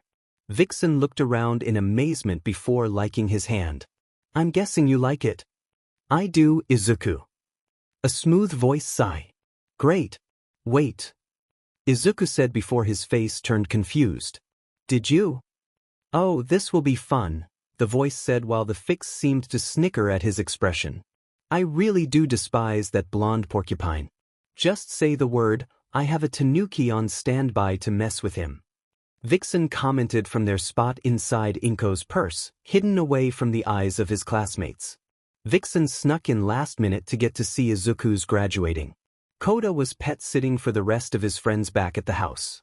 You don't need to do that, Vixen. I'm fine. I've dealt with him for this long, haven't I? Izuku thought to Vixen from his seat with the rest of his classmates. It doesn't mean he doesn't deserve to be messed with. Vixen mumbled in his head before quieting when the announcer started to list the names of his class. Vixen, as it turns out, had a telepathy quirk. He found out that day he heard the smooth voice of a woman answering him in his head. Vixen explained that she communicated with him through telepathy. Vixen said that when she grows bigger, she might be able to talk to other people besides him, but right now, it is only him that can be talked to through his mind. Bakugou Katsuki, the first of our students to make it into UA. We are sure to see a pro-hero of him, the announcer said with a smile as many classmates cheered for the explosive blonde. Bakugo smirked as he grabbed his diploma from the guy before heading back to his seat. Add the last of our class, Midoriya Izuku. Apparently he isn't going to high school, the announcer said. The classmates' loyalty clapped, mostly slowly as he climbed up the stairs to get his diploma. Hey Izuku. Vixen started with a slight hint to her voice. Vixen. How mad would you be if... Oh God, Izuku thought back as he felt, heard, and saw it before it happened. Keko and Suzu came barreling through the doors with Kota right behind them. Yukiko ran behind him with the cats and Bunny behind her. Kota's mom set free Mike from her shoulder to let him fly over the heads of his classmates to Izuku on the podium. Takeo and Hataru slithered up his legs and through the neck hole of his graduation cape.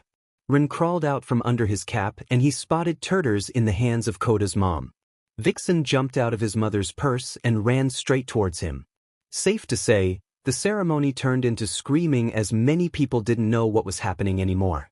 Izuku stood there laughing with a smile on his face and a diploma in his hand. Bakugou sat in bewilderment as Izuku was surrounded by his many animals' friends. Kota, Kota's mom and Yukiko joined his mother in the chairs. Inko had a smile to her face as she clapped for her baby boy. He couldn't wait for his cafe to officially open, so he could start his life with all his friends and family. It was graduation night that a new picture got updated to the website. A photo of Izuku standing there in his cape with his diploma. All his animals' friends were next to him while his family stood by him. Each person had a smile on their face, eagerly awaiting what next week would bring. Next week.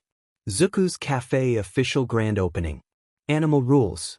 The guidelines of each pet available in Zuku's Cafe. This applies for every animal. Don't harm or injure any animal friend.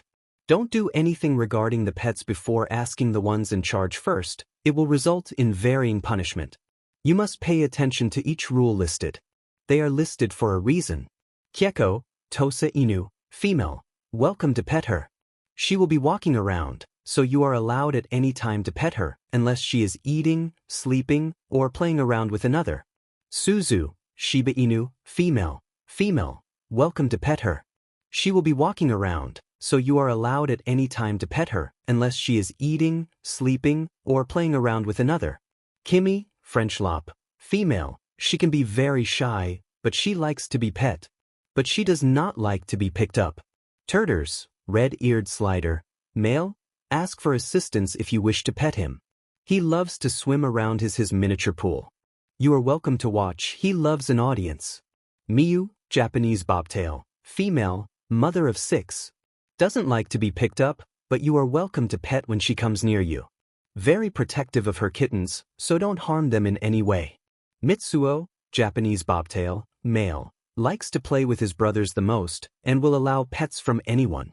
Masa, Japanese bobtail, male, likes to be pet gently, especially behind his ears. Masaki, Japanese bobtail, male, very picky with one he lets touch him. If you are chosen, pet him gently. Manami, Japanese bobtail, female, very playful, will allow most anyone to pet her. Miwa, Japanese bobtail, female, very shy, will only allow a select few to pet her. Miyako, Japanese bobtail, female, will allow most to pet her, but don't bother her when she is napping. Hataru, reticulated python, female, ask for assistance if you wish to pet her. Takeo, ball python, male, ask for assistance if you wish to pet him. Kisuk, bearded dragon, male, ask for assistance if you wish to pet him. He likes to be held in hands. He is partial to gentle pets of on his back. Pascal, veiled chameleon, male, ask for assistance if you wish to pet him. Very playful and childish. He likes to ride around on shoulders, but be careful. He has a bad habit of interrupting. Vixen, fox, female, don't be rough. She is very picky with who she chooses to touch her, don't force her into anything. She is very elegant and likes to be softly pet. Mike, cockatiel, male, he loves to sing small songs. He loves to be pet, but don't be too rough with him or his feathers. He is very gentle with children. Run, tarantula, female, ask for assistance if you wish to pet her. You will have to be careful if you wish to carry her, you mustn't drop her. She likes to be held. Animal-friendly snacks. Snacks meant only for the pets. Not very tasty to humans. You may purchase these to feed them a little treat. Frozen plain yogurt ice cubes with berries inside. Peanut butter biscuits. Cheesy cat treat squares, firm outside, chewy inside. Tuna treats, made into soft treats about size of thumbprint. Animal-themed snacks. Trail mixes in a cup. Sweet s'mores mix, mini marshmallows, chocolate chips, graham crackers and walnuts. Savory, pack in a punch, peanuts, sunflower seeds, pretzels, and wasabi peas. Unique coffee buzz, chocolate espresso beans, almonds, raisins, and white chocolate chips. Healthy mountain prep, dark chocolate chips, dried cranberries, almonds, cashews, and sunflower seeds. Spider, dark chocolate cupcake with mini marshmallows for eyes and pretzel sticks for legs. Coffee jelly served with spiderweb detailed shortbread cookie. Fruit kebabs in the shapes of snakes. Fox. Pineapple and orange soda. Carrot cake waffles with maple cream cheese glaze. Pupcakes. Oreo cupcake with frosting made from the filling. Hershey Kisses and Oreo topping tea make it look like a paw print. Kitty cat latte served with cat-shaped cookie. Served with yellow bell souvenir to keep. Strawberry macaron with kitty whisker design. Lizard. Watermelon soda served with a drawn lizard on a plain vanilla biscuit. Gummy worms in jello topped with gushers, served in small amount. Bunny. Bun brownie. Peep bunny covered in chocolate blanket on top of moist chocolate brownie. Bunny but cookie, 2 paws and a tail made out of marshmallow on top with white frosting on a soft vanilla cookie. Turtle. Mini zucchini banana bread cakes served with fresh raspberry and blackberries, and a dollop of whipped cream to the side. Green apple and green grapes shaped in form of turtle on a lettuce leaf. Quick meals. Omelette made with smoked salmon, brie, asparagus, and cherry tomatoes. Blueberry or chocolate chip pancakes for 1. Nutella cookie dough breakfast bites. Spinach and feta pita pizza. Fresh mozzarella cheese pita pizza. Summer strawberry salad with strawberry vinaigrette. Herb-crusted turkey sandwich. Soba. Strawberry banana ice crepe. Peaches and cream crepe. Coffee mascarpone crepe. Apple cinnamon crepe. Dorayaki, castella pancakes with enko. Sweet paste of Ashley beans, in middle. Honey toast. Large piece of toast with ice cream, honey and cherries on top. Mochi ice cream. Drinks. Key lime pie protein smoothie. Chocolate chip cookie dough protein smoothie. Assorted soda fountain drinks. Milk chocolate, strawberry, regular. Milkshake, vanilla, chocolate, strawberry. Water. Lemonade. It was opening day, and they were set to open in 10 minutes. Suzu and Keko were at their places by the counter in their little decorated dog houses. All the cats were on their tower, fed and ready to welcome the free pets. Vixen was lounging by the kitchen door with their tail wrapped around her body. All the cages that the others were placed in were ready for the viewing and highly possible petting. Mike was playing with his feathers on his little perch in the corner of the wall where the booths were set up. Inko was placing the last bits of the snacks in the display case while Izuku swiped down the last table. Yukiko wiped her hands clean from the kitchen before saying, "Well, I think we are ready to open, huh?" Kota came from behind her with an excited and nervous smile. "I'm so excited for the cafe to finally open," he said quietly, going to Izuku's side before resting his eyes on the excited animals. Izuku smiled and looked outside to a forming long line of waiting customers, eager to see what the website was all about. The line was filled with excited teens and adults that were ecstatic to see what the new cafe had to offer. Some were there for a quick snack and go, others were more happy to see what animals they could finally pet.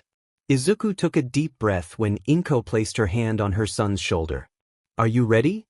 He took one look at the waiting line filled with people. Yes.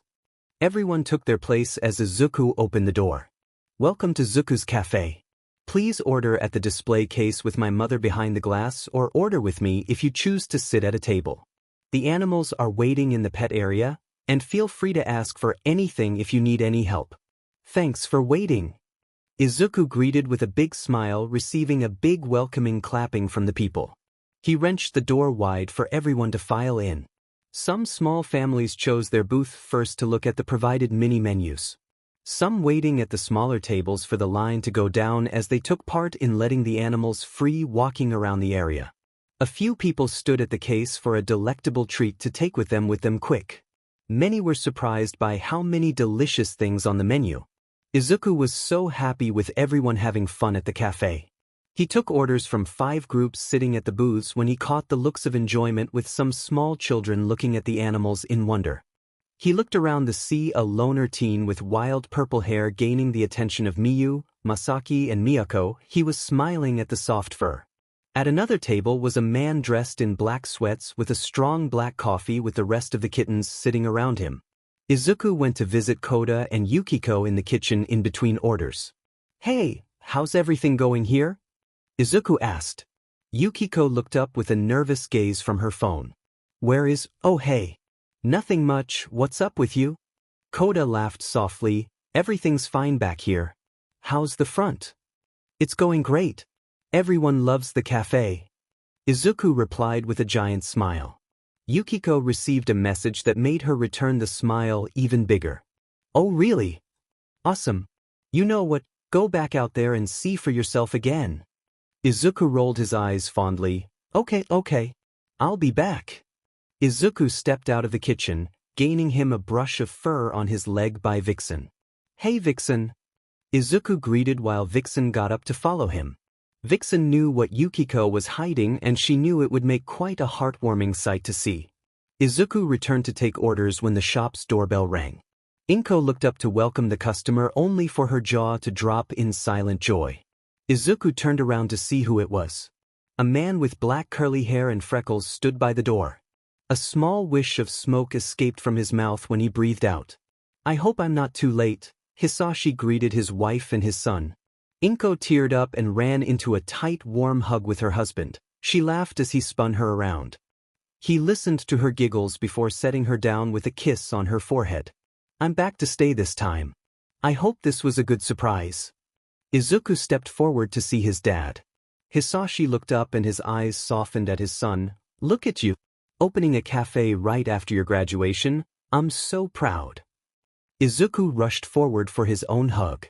He didn't notice his sniffles until he heard Keko's worried bark from his feet. The hug with his father was a welcomed warmth accompanied by the sounds of the soft cafe setting. "You're back." "Yes. I wouldn't want to miss this for the world. I requested to get moved back here for the longest time and the big bosses finally accepted. Now, I get to see you guys more. It's all I ever wanted. Also," Hisashi paused to laugh, "the little animal surprise at the graduation was a great sight my first day back." "You watched my graduation?" Izuku asked quietly in surprise. "Yes, and I am here to watch the rest of your life achievements all right here. I'm here to stay, no more overseas nonsense." Hisashi laughed at his own words softly before focusing his attention on his family. "I'm finally back to where I belong with my family." The Midoriyas hugged as Vixen watched on with Yukiko, Kota and the rest of the cafe who was paying attention.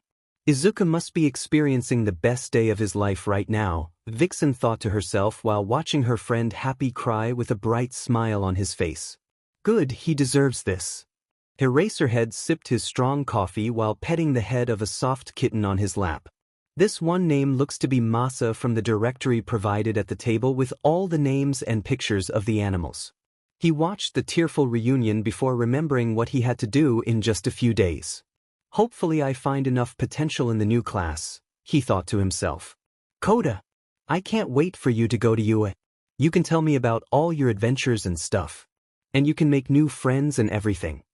Kota laughed while sitting in one of the chairs in the cafe. Suzu was lying next to his feet while they chatted.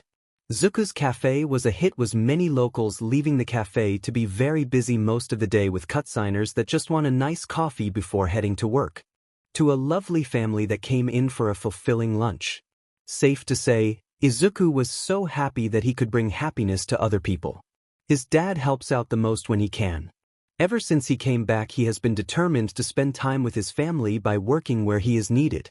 After an agreement for him to move into the upstairs home when all the moving boxes that are finally unpacked. They have been procrastinating on unpacking them for the longest time. When Dad isn't helping with orders or helping in the kitchen, he works select shifts at a company branch near their old apartment. The family was finally reconnecting. And for what it is worth, the animals trust Hisashi, which meant a lot to Izuku. "I'm not sure that I will be able to make new friends on the first day," Kota stuttered at first, smiling when Miyu punched herself into his lap. He stroked her fur, gaining a lengthy purr out of her. Izuku smiled gently at the sight before turning to his best friend. Izuku added, "I'm sure you will be able to make a bunch of friends." You aren't like some distasteful people I know. You are sweet, kind, gentle, and you wouldn't hurt anyone but a villain, right? Right. Kota nodded. Izuku smiled big. Then I'm double sure that you will be able to make at least one friend by the end of the first day. Kota asked hesitantly, absent-mindedly stroking Miyu's fur as she purred softly against his palm. You sure? Absolutely. Izuku answered before heading over to a favorite regular of his that steals most of his cat friends away. Izuku approached the wild purple-haired teen who had 3 of the kittens around him and his table. He smiled and nodded to him in respect, seeing Masa resting on his shoulder. The purple-haired teen nodded back while holding Masa's lower body in his arms as the curious cat clawed at his denim jacket. Having fun there? Yeah. They seem to like me better than my old classmates did. God, that is a mood, Izuku mumbled as Miyako came up to brush against his legs. You too. Yeah, but I'm the first to actually do something with their life. So, I am winning. The teen grinned. What's your name? Midoriya Izuku. The boy froze before blinking slowly. Midoriya? Like the couple who now the place? Yes and no. Yes, I'm their son. No, I'm the actual owner of this established entertainment. He exclaimed before dissolving into a mutter. I was so sure I put that on the website. Did I not? Well, I know one thing I need to do after this. The teen watched as the teen in front of him continued to softly talk to himself. Hey, you alright? Oh, yes I am. What's your name? Shinso Hitoshi. Nice to meet you, Shinso. Glad to meet you too, Midoriya. Izuku was walking back from the grocery store with a few bags adorning his arms. He made sure that he got more salt and pepper for the shakers on the tables. He also purchased more condiments and napkins. He smiled down at another bags filled with coloring books and crayon packs. Izuku just wanted to make sure the younger audience was catered for as well. A loud clang came from down an alleyway. Izuku peeked over the corner to see that the sound came from a moving truck. He shrugged and was about to continue on his way before hearing a deep hiss before a loud kick against metal. Izuku crouched behind the safety of a conveniently placed dumpster to survey the scene.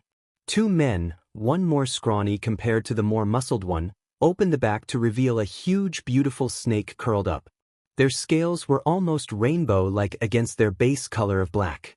The tips of each scale reflected a multiple colors into the luminescence of the moonlight. Its dark eyes tracing the bodies of the 2 men blocking their way to freedom. Izuku noticed a rather huge shackle around the neck that repeated about every 2 feet of their humongous body. The more muscled one asked with a glare directed to the huge serpent, how much is this one supposed to sell for again? Apparently this one is so rare since it was practically created in a lab. It is supposed to sell at 500 million yen. The scrawnier one said, wiping his hands on his pants. We are going to be rich, the bigger one said, kicking the bumper of the truck, eliciting another long threatening hiss from the snake. Shut the hell up. Your price is the only thing keeping me from electrocuting you to a crisp and eating your meat for my dinner. The snake retreated their head into their coil as the men laughed at their predicament. Izuku had seen enough. Placing the bags down silently as he could, he reached for his phone before a black-clothed figure entered the alley by jumping down from the rooftop. I'm tired of this. The dark-clothed figure said, perching up their yellow goggles further up their nose. Izuku held back a fanboy squeal recognizing the underground pro-hero, Eraserhead. For a moment he thought that the hero's eyes glanced over at him before focusing their attention on the bigger opponent. Izuku watched as the larger charged at the pro-hero, very cocky of his victory, while the other one ran off as fast as he could, leaving his comrade behind. The muscled man tried to charge up his quirk, but stopped his advance when he noticed it wasn't working. He also didn't notice the punch that Eraserhead gifted to his face when his attention was off him. From there, Eraserhead took control of the fight, subduing the large brute in his floating scarves. How the hell are they moving? Izuku thought to himself right before falling prey to the pro-hero's red eyes. What are you doing here, kid? Eraserhead asked monotone. Izuku was about to retort with his excuse before turning his attention to the large snake that stared at him from their spot in the vehicle. Izuku ran forward, purposely missing the pro-hero's grabbing scarves to make his way to the beautiful scaled serpent. Eraserhead blinked at his escape before ordering him, "Hey! Get away from the—" "No. I can't. She's hurt." Izuku called back with more authority to his voice. His eyes scoured the shackles around her body before noticing a glint through the window that connected the front to see into the back. A shiny key was reflecting the moonlight through the strong glass. Izuku nodded his head before getting caught in Irashed's scarf. "Hey, answer me, kid. I'm trying to get her out of her shackles. The key is in the front, I need to get it." "Why?" "Because I need to help her. That's what a hero would do, right? Let me go." "Wait, are you that Midoriya kid, the one who owns that cafe?" "Yes, please let me go, I want to help her." Eraserhead stared at Izuku's honest eyes before sighing. He let Izuku go from his scarves but kept an eye on him. "Fine. But I am watching you just in case." "Thank you, Eraserhead." Izuku replied before making his way to the front of the vehicle to get the key. He wretched opened the door to get the key only to see another small box that is in the cup holder. Izuku took the key from around the mirror before taking the tiny box out of the cup holder to see what was inside. The tiny box revealed to be another snake. While not nearly as big as the one outside he was trying to save, this small creature was only the length of what could be wrapped around his finger. Izuku awed at the tiny reptile only for them to stare at his green eyes innocently. They had multicolored eyes with a pure white scales covering their body. Izuku carefully took the little snake out of their confinement before crawling out of the van with key in one hand and tiny friend in the other. "What the?" the pro-hero asked in confusion as the distant sounds of police sirens came closer, ready to take their part in taking the criminal away. Izuku ignored him, focusing his attention on unlocking the shackles around each part of the larger snake's body. Within the time the police arrived, the large snake was free from her confines, thanking Izuku by slithering right in front of his face and nodding with a grace about it. Izuku smiled and nodded back to her while Eraserhead looked even more done with life than he did at the beginning of his shift. Izuku sat in his cafe with the pro-hero and one police guard taking his side of the story. He seated them at a booth while he made sure the two snakes were comfortable at another table getting a check over by his friend, Yukiko Ran. He went out to talk with them after putting away the items that he bought that night. Izuku placed 2 hot cups of coffee in front of the hard workers as he took his seat. Eraserhead took his mug quickly as Tsukachi started the questioning. "So, let me get this straight." "All right, ask away." Izuku responded with a slight shrug. "You are a middle school student." Eraserhead glanced up from his coffee mug to watch Izuku brightened up with a smile. Izuku replied happily, "Graduated actually." "Right. And you work here?" Tsukachi questioned, earning a poorly hidden snicker from Yukiko, who was switching her attention to the smaller reptile. Izuku retorted, "I am the owner and me and my parents work here, yes." "All these animals are yours?" Tsukachi asked, nodding to many cages with resting animals' friends. Hataru and Takeo, however, were watching the 2 new serpent additions that entered the cafe. Yukiko was watching over the small one as the larger looked around the cafe with a slow, graceful movement of her head. "Correct." Izuku nodded at his question. Eraserhead finishing off the last of the coffee that Izuku made. "Wow. Freshly graduated and already running a place. Geez. Anyway, tell me your side of the story leading up to the incident." Tsukachi asked while Izuku got up to refill their white coffee mugs. Izuku returned with the hot kettle of coffee with his lovely hand-knitted mittens his mother had made for him. He poured the liquid into each cup, earning a thankful nod from both of them. Yukiko said to Izuku, "Hey, Zuku. They are both fine. They just need some food in good conditions, which I know you can give them no problem." "Thank you, Yukiko." Izuku replied gratefully. "No problem, little guy. And hey, come back to the shelter soon. The sugar gliders are doing better and they might need some naming." Yukiko added, pausing at the door of the cafe before continuing to her own shelter. "Okay." Izuku called out right before the door closed. He refocused his attention to the 2 in front of him. "Any more questions?" Eraserhead piped up with his own question. "You are open until late night, right?" "Yes, sir." Izuku replied with a strong nod. But you run the only place that can get me this good of coffee. Eraserhead answered before standing up to brush himself off. I would stay longer, but I need to prepare for my first class tomorrow. Detective Tsukachi stood up as well. I'll go ahead as well. You're not a bad kid at all, and everything you said checked out with my quirk. I hope the snakes you saved turn out to be all right. Wait. Eraserhead said before he wrote something down. Here kid. If something like this ever happens again, call this. Thank you very much Eraserhead-san, Tsukachi-san. Have a good night. Izuku replied in gratitude, waving goodbye to the two as they walked out. Izuku's parents came down quietly from the upstairs home down to the cafe floor since they heard some noise in the middle of their sleeping. Izuku explained the whole situation to them when they asked what had happened. So when we were sleeping, all of this happened when you were just getting some groceries? Yep. Freaking hell. This is a normal thing, dear. Might as well get used to it. Hisashi blanked out before turning to his wife. Him being in trouble is a normal thing or the bringing home an animal thing? Izuku bringing home a pet, darling. His wife answered before turning to her son. And Izuku, are you sure you are all right? I'm fine. Eraserhead even gave me his contact if I'm ever in trouble again. Well, that is good, Hisashi said. His eyes then wandered over the big snake and the little one that curled up against the other's coil. So what are we going to do with Big Mama and Tsukashi? Inko added lovingly, looking at the small, adorable coiled serpent. Izuku smiled at the names. Big Mama and Tsukashi will eventually get their spot down here next to Hatoru and Takeo. From the way Big Mama is acting, she would love to be the motherly snake to everyone. Big Mama seemed to understand the notion and winked. Vixen snickered as she came around the corner. I like these new additions, especially the larger one. She is very funny. Vixen added, swishing her two tails while she walked up to Izuku. Izuku asked in his mind, You can understand her? Vixen nodded, Yes, but only because she is almost the same as me. Big Mama has a quirk too?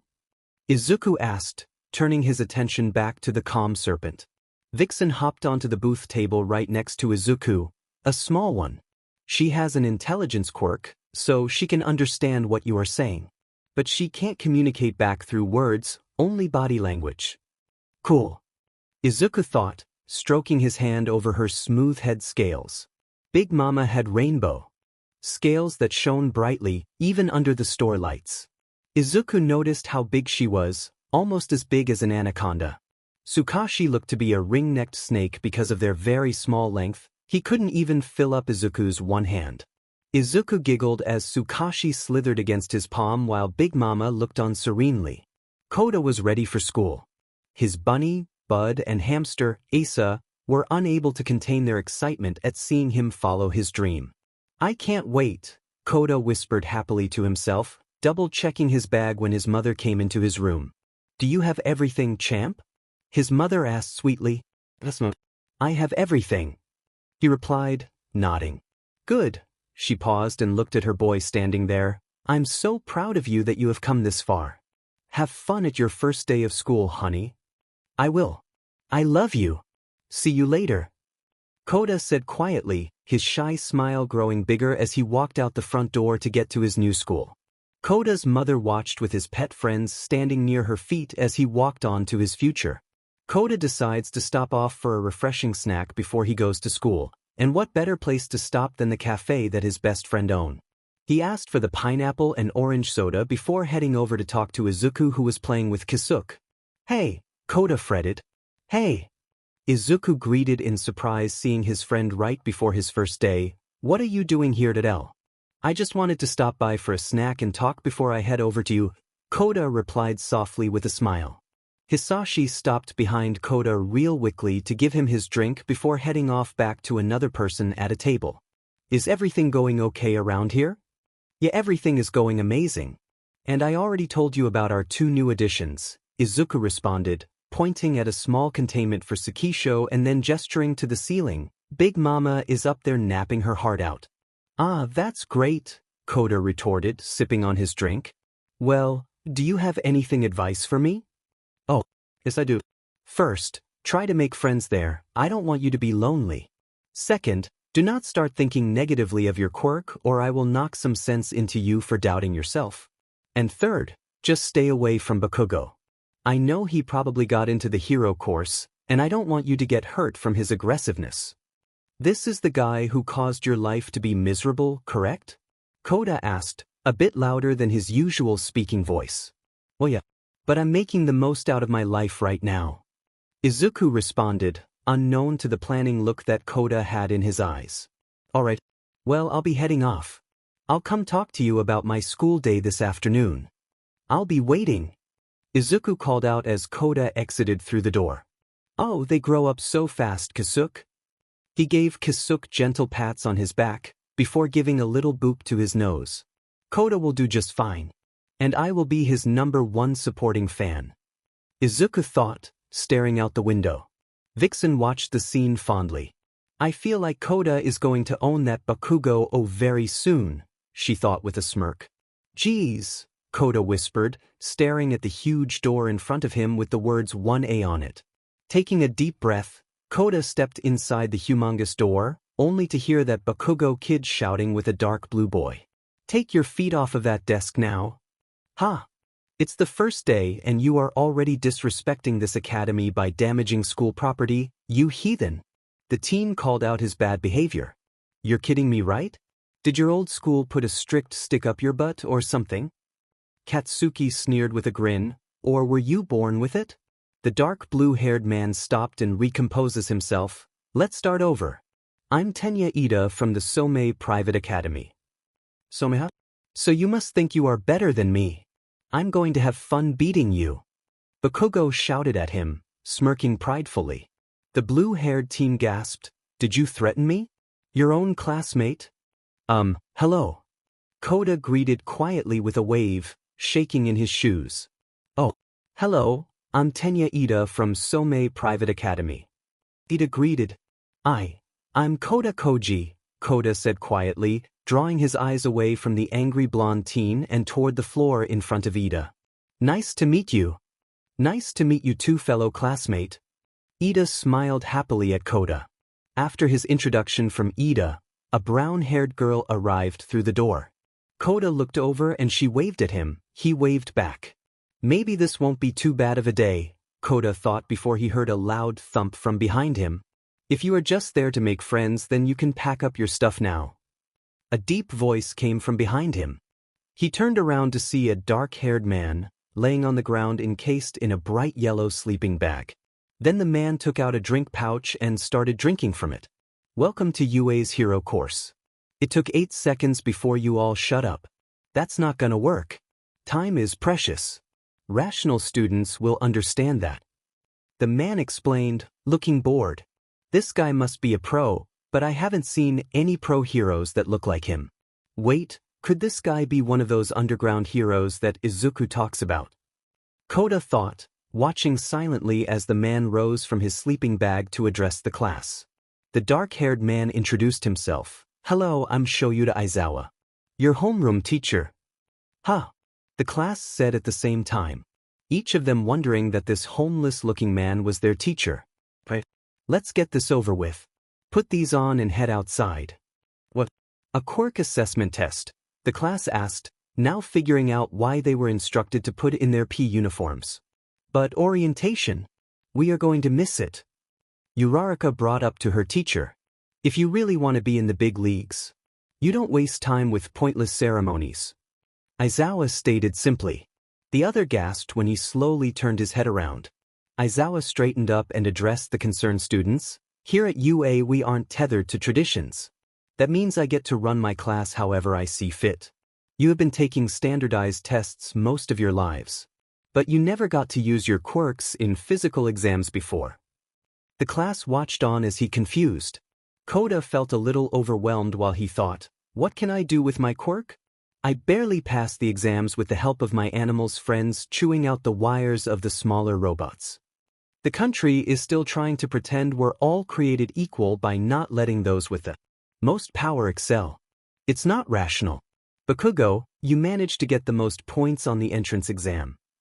Aizawa continued before asking, What is your farthest distance thrown with a baseball when you were in junior high?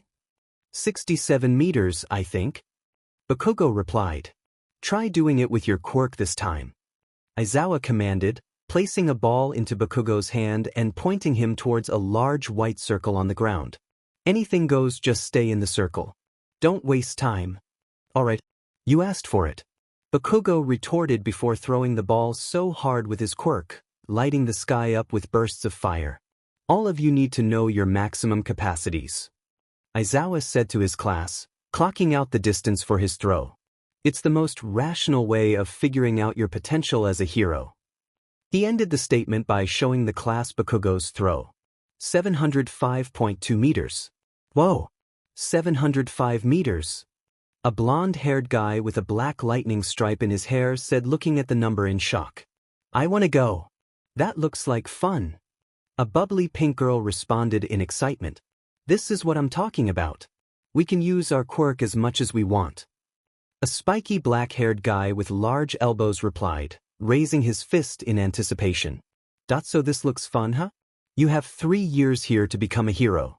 You think it is all going to be games and playtime? Idiots. Today you will compete in 8 physical tests to gauge your potential. Whoever comes in last has none. They will be expelled immediately. Immediate expulsion? Oh dear, Kota thought as he sort of shivered in the dark-haired man's menacing figure. Like I said, I get to decide how this class runs. Understand?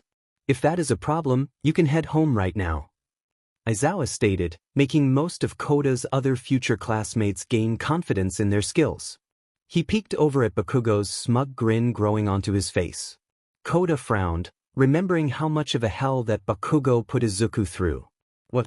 You can't send one of us home. We just got here. Uraraka complained, looking worried. Even if this wasn't our first day, it isn't fair. Aizawa looked at her with a deadpan stare before looking at the whole class. Oh, and you think natural disasters are? Power-hungry villains? Or catastrophic accidents that wipe out whole cities? The world is full of unfairness. It is a hero's job to try to come back from that unfairness. If you want to be a pro-hero, you are going to have to push yourself to the brink. So go beyond. Plus ultra. Show me it's no mistake that you are here. Test 1 was the 50-meter dash. Kota did okay. His score was just around 7 or 8 seconds. Test 2 was grip strength. Kota hit a pretty good number, but being close to a red and white-haired boy who got an even higher number was making him feel quite inadequate. Especially when he overheard one of the kids, the one that wore the mask, got over 500 kilograms. Test 3 was standing long jump. Now Kota wasn't a kangaroo, but he channeled that to get a pretty high score. Test 4 was repeated side steps. That purple-haired short guy got a really high score by bouncing off his sticky hairball. Kota tried his best, but he doesn't think it will be enough. What happens if I go home? I don't want to disappoint my mom or Izuku. Test 5 was the ball throw. The kind girl with brown hair scored first with a score of infinity. But with the girl's strong throw, Bakugo looked a little unnerved at being beaten. Kota decided to kick things up a notch with his own quirk.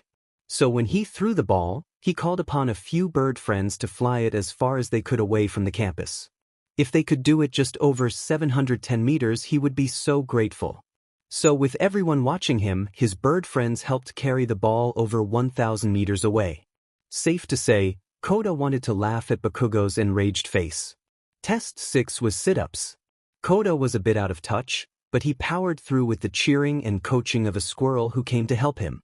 Test 7 was seated toe touches. He stretched as far as he could. His squirrel friend praising him to stretch even farther, picturing a nice big acorn in front of him. Test 8 was long-distance run.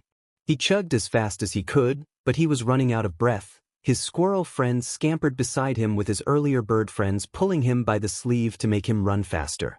When it came time to look at the scoreboards, Kota was relieved to find himself in 11th place. He wasn't going to be expelled. Apparently the only person being expelled was the purple sticky-haired ball boy from before. Kota never got his name, but Aizawa reprimanded him for his behavior towards the females for the whole time they were supposed to be focused on assessment. He went as far as to warn the blonde with a black lightning stripe from before to not fall down the path the other one was. The blonde agreed, looking quite ashamed. He couldn't wait to tell Izuku about his day. He could tell him all about how he schooled Bakugo in the ball throw. "Well, you schooled Bakugo in the ball throw?" Izuku asked loudly, leaning over the table. Mike took off from his perch to land effortlessly on Izuku's shoulder. "Yes." Kota laughed gently at seeing his friend's excited face.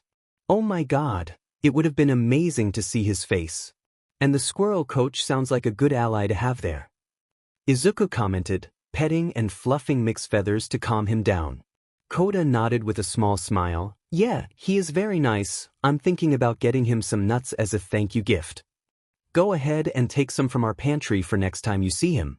I think we have more than enough of a variety for you to choose from." Izuku offered, letting Mike crawl over his shoulders onto his head of curls to relax there for the time being. "Thanks, Zuku." Kota replied. "Hello, fellow classmate," Tokoyami greeted before being interrupted by Dark Shadow. "Hey, how's it going?" Dark Shadow asked, earning him a nudge from Tokoyami. "Hello. I'm good," Kota answered back softly. "That's nice to hear. Hey, you did good in the quirk assessment," Sato commented, giving a friendly smile at Kota. Kota blushed and nodded. "Thank you. You both did great as well." He was eternally grateful for the help of practicing conversations with Izuku that he was able to talk a little bit more to others. But he still felt just a bit awkward about it. The other two noticed his hesitancy and started to just idly chat about what they thought today's hero basic training was going to be on. The two just threw ideas at each other, letting Kota contribute by asking his opinion. Each time they took his nod of agreement as an answer instead of digging for more like past classmates have done to tease him. "I am here. Coming through the door like a hero. Wow. I can't believe it's really him," Kaminari said, excitedly. "OMG, he is a teacher. That means this year is going to be super awesome," Kirishima exclaimed, pumping his fist into the air. "Is that his Silver Age costume?" Tsuyu asked, holding her finger to her chin. "It's so retro," Ojiro commented. "Welcome to the most important class at UA High. Here you will learn the basics of being a pro hero and what it means to fight in the name of good. Today's lesson is battle training." "Fight training. All right," Bakugo said under his breath, a sadistic grin growing on his face. He cracked his knuckles in anticipation. "But one of the keys to being a hero is your costume." With a confident gesture towards the wall while yelling, multiple ports with numbers on them slid out of the wall. These were made based on your quirk registration forms and the requests you sent in before school started. "Get yourself suited up and meet me in Training Ground Beta." Kota took his costume out of the cubby to look at the warm colors of red and orange. He felt the material to see that it was soft to the touch, but durable enough not to rip when dealing with animals with sharp claws. Kota was so excited but also very, very nervous for the lesson. Everyone walked out, Kota conversation with the underrated boys. "So shall we get started, you bunch of newbies?" Everyone settled into position, idly chatting before All Might cleared his throat. "Now that you are ready, it's time for combat training." "Sir, this is the fake city from our entrance exam P, correct?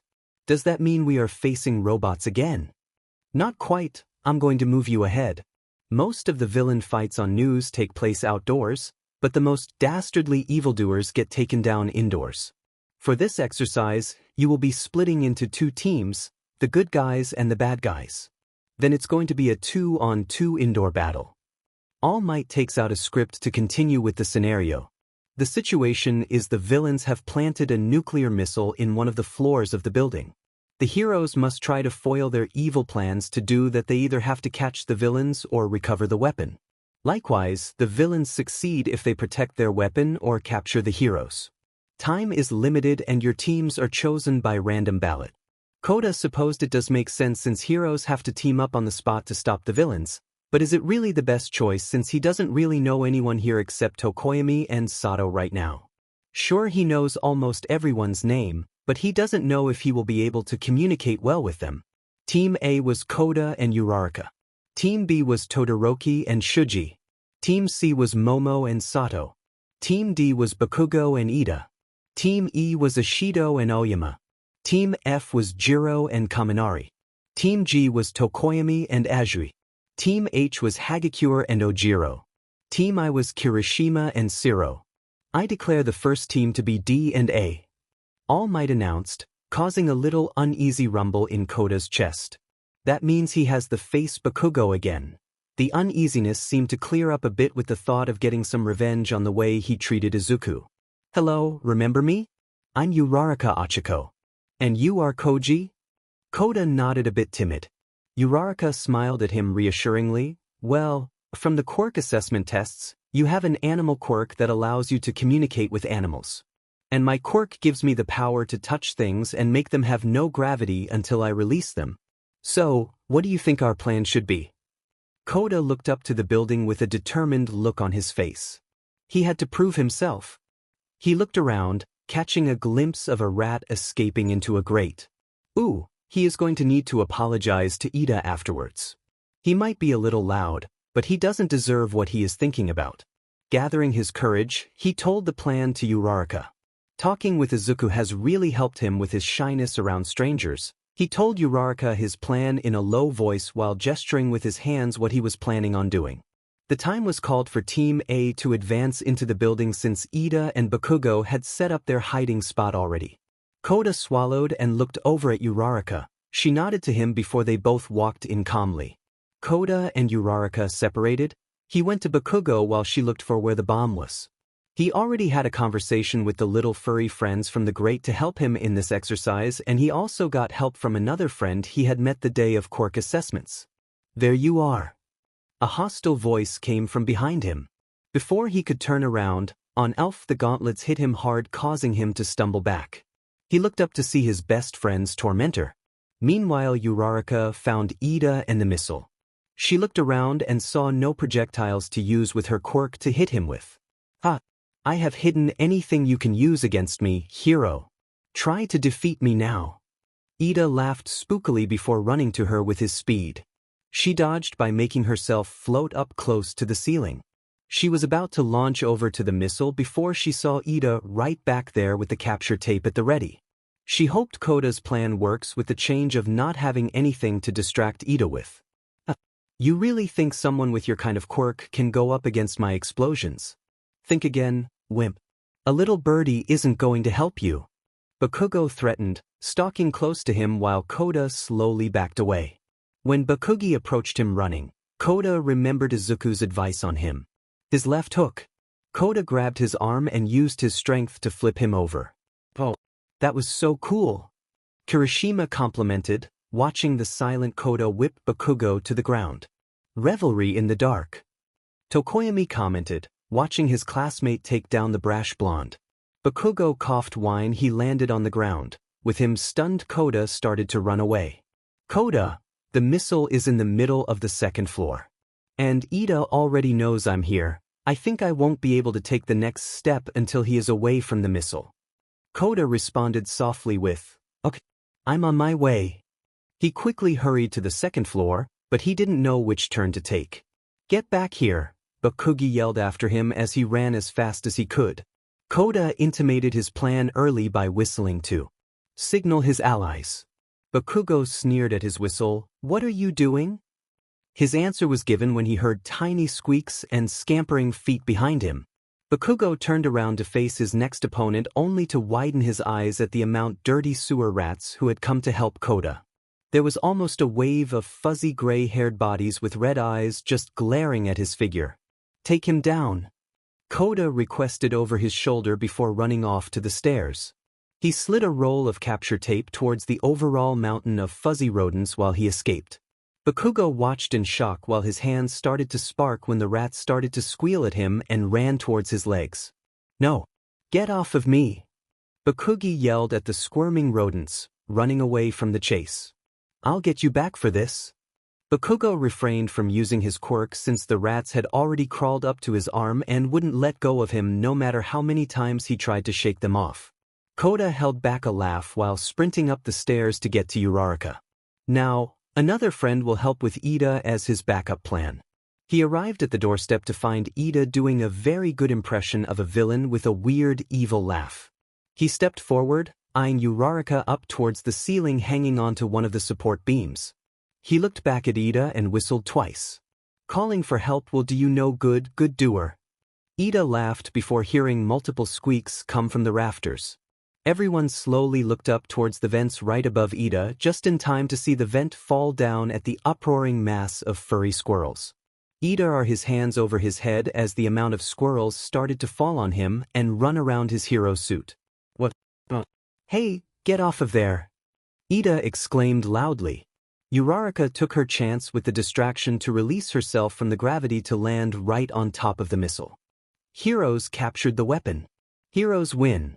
All Might's voice came over their intercom speaker. The same squirrel who helped Kota from the quirk assessment gave him a tiny high five. Kota promised him nuts the next time he saw him, which caused the squirrel to do a little happy dance before leaving with his fellow comrades. The rats should have already ran away as well, since the whistle twice was their cue to go ahead and leave. Bakugo reared the corner as Uraraka walked up to Kota with a smile on her face. What? You got to be food dash, Bakugo yelled as he started to approach the scene. No cursing.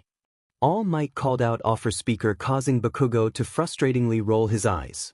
Uraraka and Kota high-fives before they gave a hand to Ida to get him up from the ground. After their match, the other teams had their chance to win against their matchups. Kota sat back and watched the others perform, letting himself get comfortable around Tokoyami and Sato. They didn't mind that he didn't talk that much and instead just kept an easygoing conversation happen where he could just listen most of the time. They don't pressure him to talk or anything. He thought Ida and Uraraka were nice as friends, but he really connected with these two more. He couldn't wait to tell Izuku about the rat friends he released on Bakugo. And just like he expected, Izuku fell over in his chair, causing Keko and Suzu to rush over and lick his face in worry. So, you actually expelled someone on the first day? That's funny, my friend said that someone got expelled their first day too. Izuku replied, petting Manami after she jumped up onto the table to join her brother, Mitsuo, for attention from Eraserhead.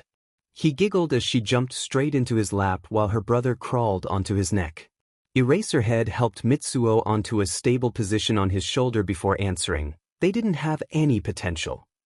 Haha. Izuku laughed, letting Kimi hop next to his leg, only to jump on his leg to get his attention. He rolled his eyes fondly, picking a Kimi up only to place her in the big pocket in his apron. But other than that, student, do you think your class has potential? Yes. Although they are strong, it is my responsibility to make sure they are ready for what life will bring them when they become older. Izuku asked, going over to a full coffee pot to refill his drink. Where do you teach again? I can only imagine it's a hero school. Yeah, I teach heroics, but don't go telling just anyone, will you? Eraserhead resounded with Izuku's back turned. I won't, I promise. Wait, heroics. Izuku paused before turning back to him with a coffee pot to refill his drink. You don't teach class 1A, do you? Why? Eraserhead asked, Manami meowing as he scratched behind her ear. Izuku took time to refill his cup, adding a sugar cube for good measure before replacing the pot back to the machine. Izuku made his way back to him to give his answer. Because my friend is enrolled there. Izuku smiled before remembering who else was there. My old bully too, but that doesn't matter anymore. Bully? UA has a strict no bullying or discriminating rule.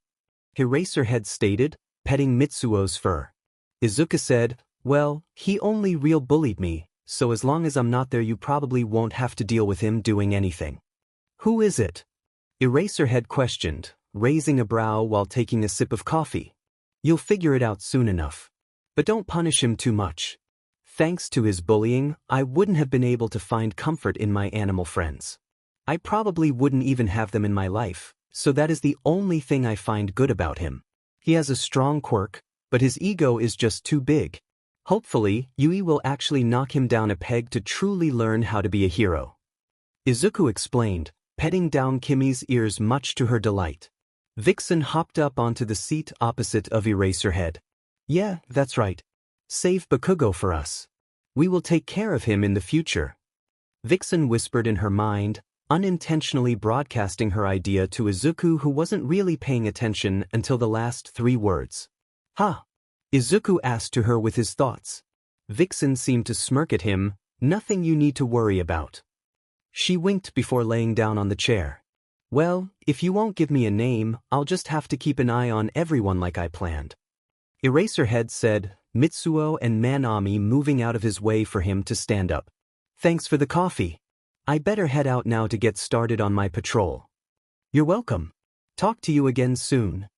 Izuku waved as Eraserhead vanished into the night with a to-go cup of coffee.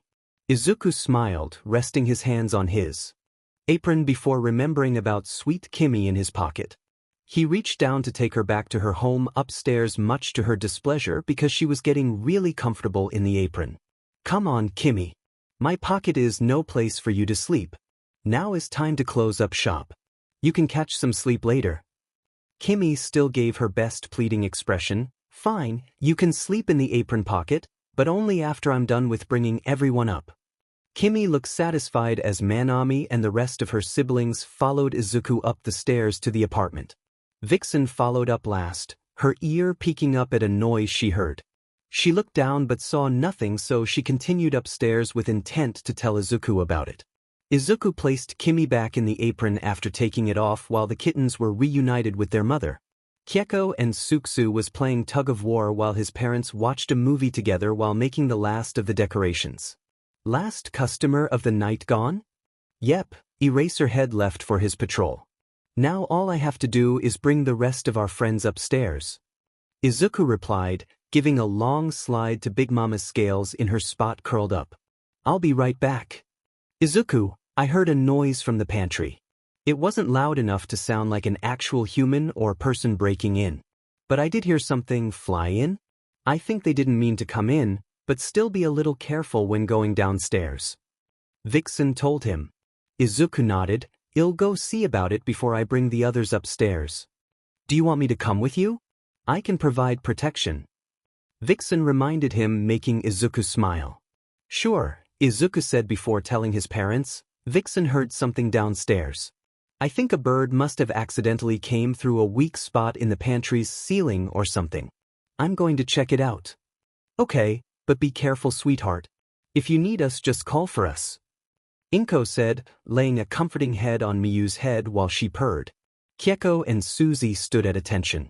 Hisashi chuckled. If we can beat Keko and Suzu to you, that is. But still be careful. I will, Izuku promised. Izuku walked back down with Vixen to venture into the pantry room. Even before entering the room, Izuku heard flapping. Vixen heard it too, her ears perked up at the sound. They sound small, and from the way they are flapping their wings, they seem to be scared. Approach carefully. Vixen voiced to Izuku in his mind. Got it, Izuku whispered back. He peeked open the door only to see a flash of black leathery wings fluttering from the shelves while a whining sound came from the small creature. Hey, it's okay. I'm here, you are safe. Izuku called out softly to the scared animal. Izuku looked further in the dim light of the pantry to see it was a fruit bat that seemingly appeared from out of nowhere. He looked up at the ceiling to see a small part of the roof had a hole where the creature must have come through. The fruit bat looked up to where he could sense Izuku was with their night vision.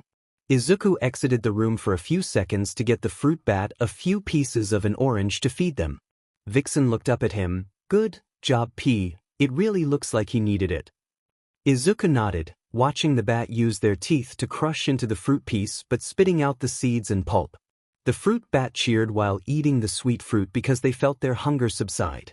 Izuku let their little head gently before retracting his head. Looks like the little guy is all right. Can you keep an eye on him to make sure he is safe while I bring the others upstairs and tell my parents about him? Maybe we can house him for a bit if he needs it. Izuku says before petting Vixen's head in temporary farewell. Vixen nodded, keeping her sight on the snacking fruit bat as Izuku took care of things outside. It took a while for Izuku to get everyone upstairs. First he took Rin alone to make sure she didn't fall out of his hands. Then he took up Pascal and Kisuke in their tanks. Next was Turters, followed by Haru, Takeo, and then finally Sukashi hitched a ride up in his shirt pocket. So a little fruit bat? Hisashi asked. Yeah.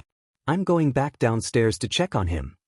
Izuku said before taking the stairs back down. When Izuku got to pantry, he was holding a little shoebox. "What are you doing with that?" Vixen asked. Izuku smiled. "Fruits bats are nocturnal, which means hay will sleep in the sunlight. Now they might go away when the moon goes away, but if they come back they have a little temporary house to nap in." Vixen smiled serenely, her two tails swishing through the air. "I like the way you think. Now let's get some rest, we need it for tomorrow." He looks like he just accidentally came in, he knows the way out if he wants to use it. Izuku nodded before waving goodbye to his little buddy for the night. "Have a good night, little buddy." The next day brought Halloween. Izuku was so excited to dress up.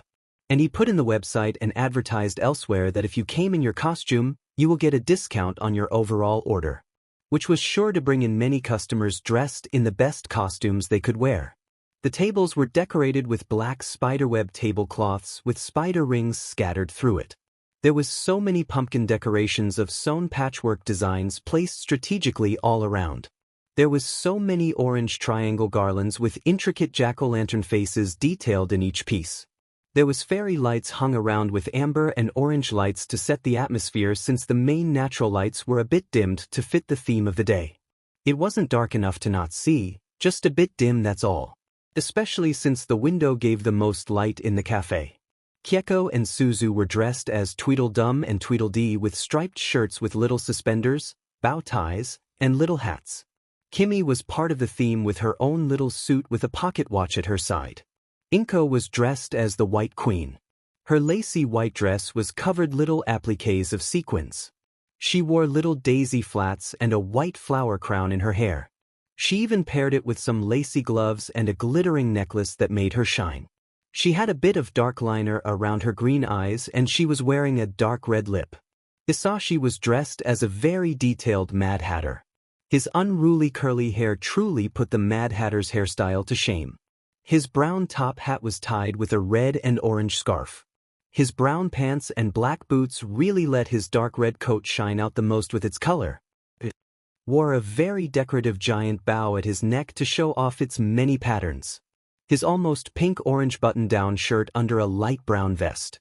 Izuku was delighted to be Alice as he served the guests. He made a lot of kids happy with his recognizable outfit. His dress was very simple and classic. He wore a white apron just like his regular one but over a light blue dress. He even went ahead and wore a petticoat underneath just to add more to it. He got his hair tied up with a black bow and little black flats. He wore long white stockings to finish off his look. But that's when Izuku's attention was stolen by a frequent customer, Shinso. Shinso looked at Izuku up and down before looking back at his parents at the counter. "I swear I didn't plan this." Izuku laughed as he touched Shinso's purple and pink striped furry ears on top of his head. "Hello, Cheshire Cat. You have a lovely smile, you should do it more often." Shinso was wearing bright pink and purple striped furry ears upon his fluffy purple hair. He even got into a more punk style with the traditional costume. He wore a sleeveless black turtleneck under a sleeveless dark purple denim jacket. The jacket was dip-dyed at the end with a darker pink color. The back of the jacket's neck had so many spikes and there were so many buttons near the pockets. Just over his two breast pockets were two chains hanging low over the bottom of the pocket. He wore an edgy black collar with a metal heart ring in the center. He had on dark black jeans as his bottoms with black boots with chains hanging down the sides. Very funny." Shinso smirked, rolling his eyes at Izuku. "Hey, can I see Rin today?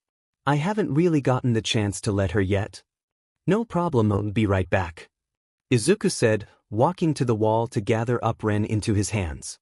He returned back with a happy Rin being placed on the table for her to get situated. "Here she is," Izuku said, presenting her with a grand flourish. "Oh, hi there." Shinso greeted, letting Rin crawl into his open palm. He stroked his pointer finger along her back. "She is fuzzy. I thought it would feel different, but it feel very nice actually." Izuku smiled at their cute first interaction before seeing new customers pop in to sit down and saying that there was orders to be filled. "Oh, I have to go check in a few tables. You know the rules, right?" "Yes. I'll make sure she doesn't fall and stays safe with me," Shinso replied, smiling at him. Izuku nodded before heading over to complete multiple orders and other things for a few tables. He was glad that one kid with a mohawk seemed really interested in hearing Izuku's facts about snakes. His parents smiled at his passion. Apparently his quirk was similar to the mythical character, Medusa. His hair basically became little snakes that he loves to take care of. Thankfully, his quirk didn't come with the power of turning people to stone. Izuku finally came back to Shinso after about 10 minutes, most of the time having a fun conversation with the boy he just met. "How are you two getting along?" "Good. Although she has tried multiple times to get into my hair." Shinso chuckled, letting Ren crawl over his fingers onto his other hand. "Yeah, she does that sometimes. She doesn't mean anything bad by it, she just likes the texture." Izuku responded, leaning on the table to watch Ren. "Oh," Shinso replied. A smile grew on his face as he watched Ren try it crawl multiple times into Izuku's hair now that he was close. "Trying to leave me now, huh?" "Ren," Izuku said as Ren tried to reach her little legs up to his face to crawl on him. Izuku reached his hand around to lift her away from both their hair into the table once again. "No, I understand. Why would she want to ever leave you?" Shinso said, looking back at Izuku with a smirk. "Huh." Izuku blushed at Shinso's statement, not really knowing what it means. "Because you are her friend," Shinso said, raising a brow at Izuku's odd sudden behavior. "Oh, yeah. Yeah, I'm just going to check on some tables. Let me know if you need anything." Vixen, who was dressed in red and black fabric with a little crown atop her head, watched as Izuku practically walked away fast from Shinso with a burning face. "I think I need to help him with stuff like this." It was close to closing time and Izuku was sweeping up the hallway next to the fridge area when he heard his fruit bat friend come in. Instead of Vixen with him, it was Mike who was very curious as to what was making the familiar flapping of wings. "Little buddy!" Izuku exclaimed, opening the door to greet the bat only to be interrupted by Mike who flew right over to welcome them instead. Izuku freaked out at first, making sure Mike didn't accidentally hit him with his wings when he flew in all fast, but the bat was still okay. Izuku smiled before going to get some fruit for his new friend. The time it took him to get fruit and come back, Mike had already made up his mind and was currently trying to be best friends with the fruit bat. The bat, however, was not liking the loud presence of a bird so close to him. Izuku laughed at the similar deadpan face of a regular late-night customer. Wait, wasn't he friends with present Mike? Oh, then this name was going to fit very well with his new nocturnal friend. Eraser will be a lovely late-night addition to this home. Mr. Eraserhead? Yes. Eraserhead asked with a costume just made out of a different colored sleeping bag. It was just like the color from the caterpillar from Alice in Wonderland. He even had a fake long cigarette to go with it. Nothing. Izuku giggles as he got his customer his normal coffee and went ahead and added a spider cupcake for good luck in his trail since spooky stuff happened on Halloween night. The cafe was doing so well. They had slow hours during the night, but most of their day was filled with happy customers that just loved the animals. Sho, the lovely crow at his window, had slowly began to migrate inside of his room. Eventually, he will become part of the family, slowly but surely. But until then, he will keep bonding with Eraser during the night when they are hungry for berries. After a busy day, Izuku was cleaning up all the tables to get ready for the next day. Vixen was relaxing at the feet of the cat's tower of steps, lazily watching him from afar as he worked. But when Izuku went to put away the broom, he and Vixen heard a noise from the trash cans outside. They both looked at each other before venturing to the back door to see what was causing the ruckus. Izuku peeked his eye through the clear window in the door to see if it was any kind of intruder. When he didn't see any danger, he opened the door cautiously to see a tail whipping around near the trash cans. Hey, Izuku weakly interrupted to stop the raccoon from digging around in the trash.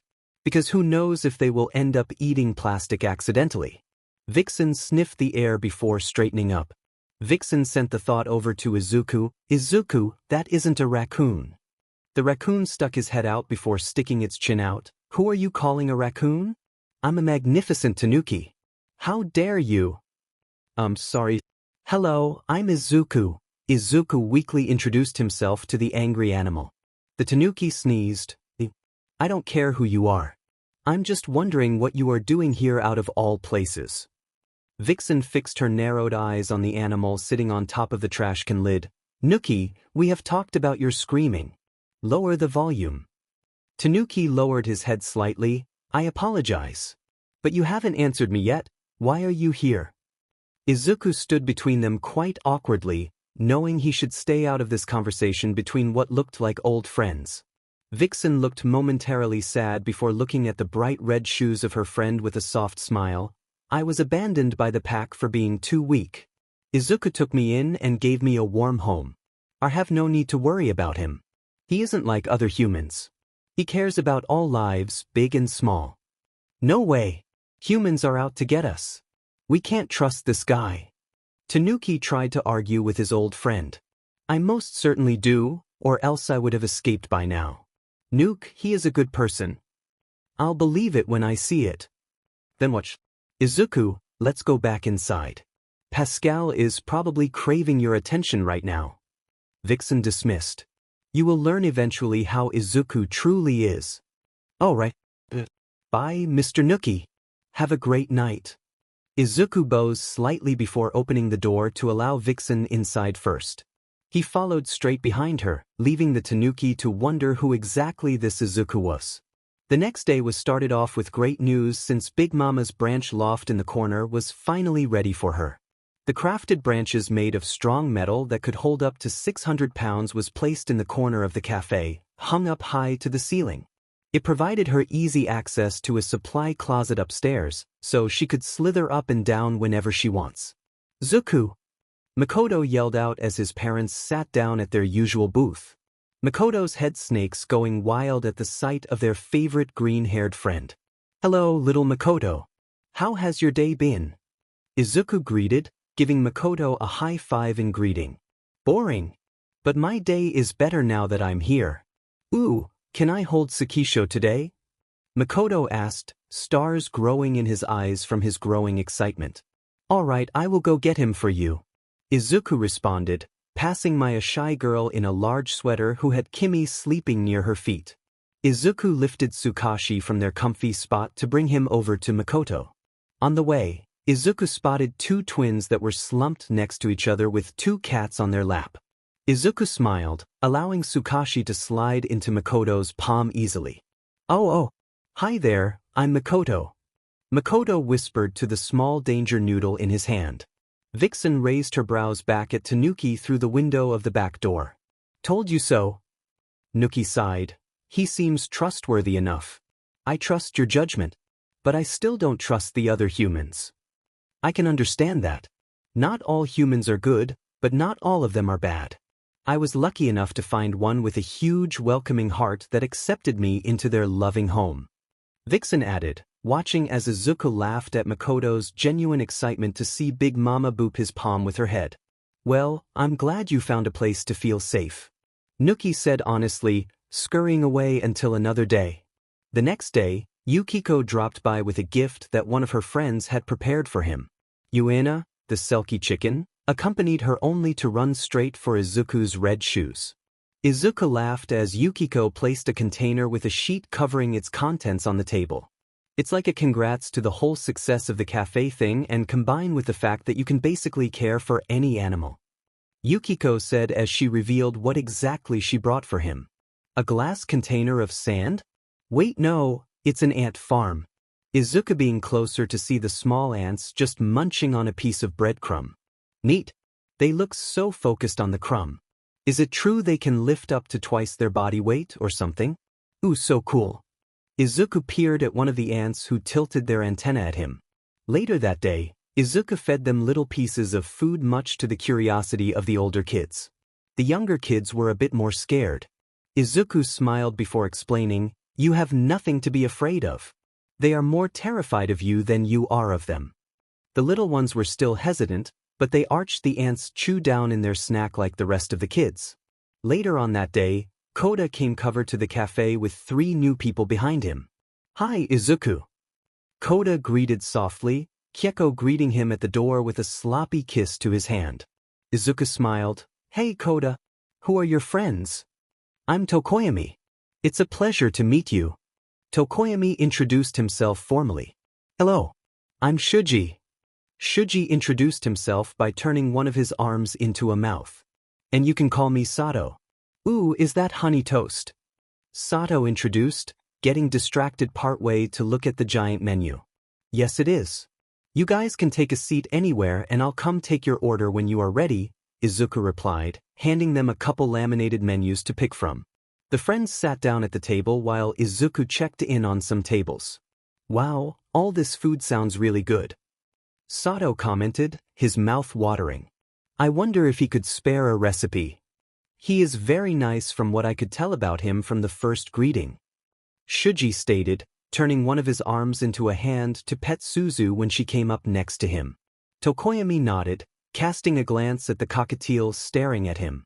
Indeed, how long have you known each other, Kota? Oh, we go way back. Actually, we have known each other for about a year now, but it feels like longer. Kota stated, reminiscing on the time he had known Izuku. By the time Izuku came back, they were ready to order their snacks. Shuichi chose the coffee jelly with an apple cinnamon crepe. Kota chose a strawberry macaron with a pineapple and orange soda. Sato chose a bunny but cookie with some mochi ice cream. Tokoyami chooses a unique coffee buzz trail mix with a kitty cat la. They didn't have to wait that long since talking with Izuku and playing with the animals sure did pass the time. When their food came, they couldn't help but look in awe at the plates with their cute designs. They ate as Izuku continued around the cafe, making the children smile. So, he works here? Shuichi asked with his mouth half full of crepe. Kota took a sip of his soda before responding, Oh? I didn't tell you yet? He owns this restaurant. What? The three exclaimed in disbelief, much to the amusement of Kota. Izuku snickered as he could only assume what Kota told them. He threw a glance over at their table before heading back over to check on the new ant farm. One of the ants tilted their body to face him, their antennas acknowledging him. I hope you like it here. Izuku said with a grin. Keko, slow down. Not you too, Suzu. Geez, you two are hyper today, huh? Izuku asked, holding on tight to the two leashes. Keko and Suzu were really pulling him through the causal walk. They just seemed really happy today. It must be because the holidays were coming around the corner. The weather was cool, the streetlights were wrapped in soft lights, and there was a whole lot of Christmas spirit in the air. Heck, Izuku had just finished decorated the cafe with his parents for the incoming weeks for Christmas. When he finished up the decorating, he offered to take the two out for a late afternoon walk. The sun hasn't gone done yet, and the weather outside wasn't quite frightful, so it was a delightful time for a walk. Keko took the lead while Suzu followed behind her while Izuku just held on to their leashes. He let them walk where they wanted to as long as it wasn't too far away from the cafe. Out of nowhere, Keko stopped at the beginning of an alleyway, turning her head to sniff. Suzu barked at the alley. What is it? Izuku asked his friends, only to receive a bark in response.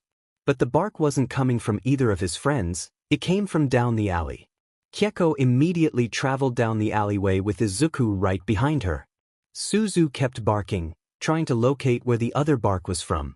Izuku's eyes widened when he saw a little cardboard box that had the little flaps being pushed open by a snout.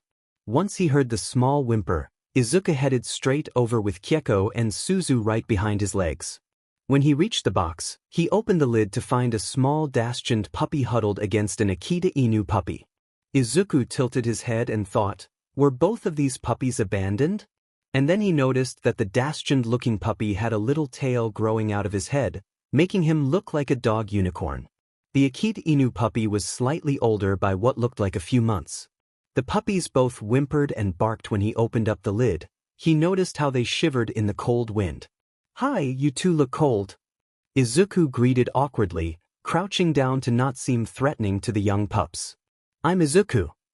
Keko and Suzu weakly barked, shoving their faces to see inside the box. The Akita Inu puppy barked at Keko before bumping his snout against hers. Keko sneezed before rubbing her face against the young puppy's head, liking his ear. Ah, it's nice to see everyone getting along. Izuku mumbled before smiling, why don't we get you someplace warmer? It must not be fun freezing in this weather, huh? The narwhal puppy barked at him in agreement as Izuku chuckled. He went ahead and took off his jacket to place over the two cold puppies. Keko and Suzu waited as Izuku took the cardboard box into his hands. Okay, let's go home, Izuku said, taking their leashes again before walking gently with the two new puppies in his arms. Oh hi. Back from the walk so soon?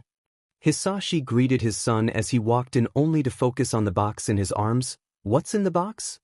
Izuku lifted his jacket from over the puppies to show his dad. Some puppies who needed warmth. Might as well say, hey, I found some new family members. Hisashi mumbled with a chuckle as Izuku walked upstairs to find the puppies some heat. Suzu came up to him and liked his hand. Hey girl, excited about two new siblings?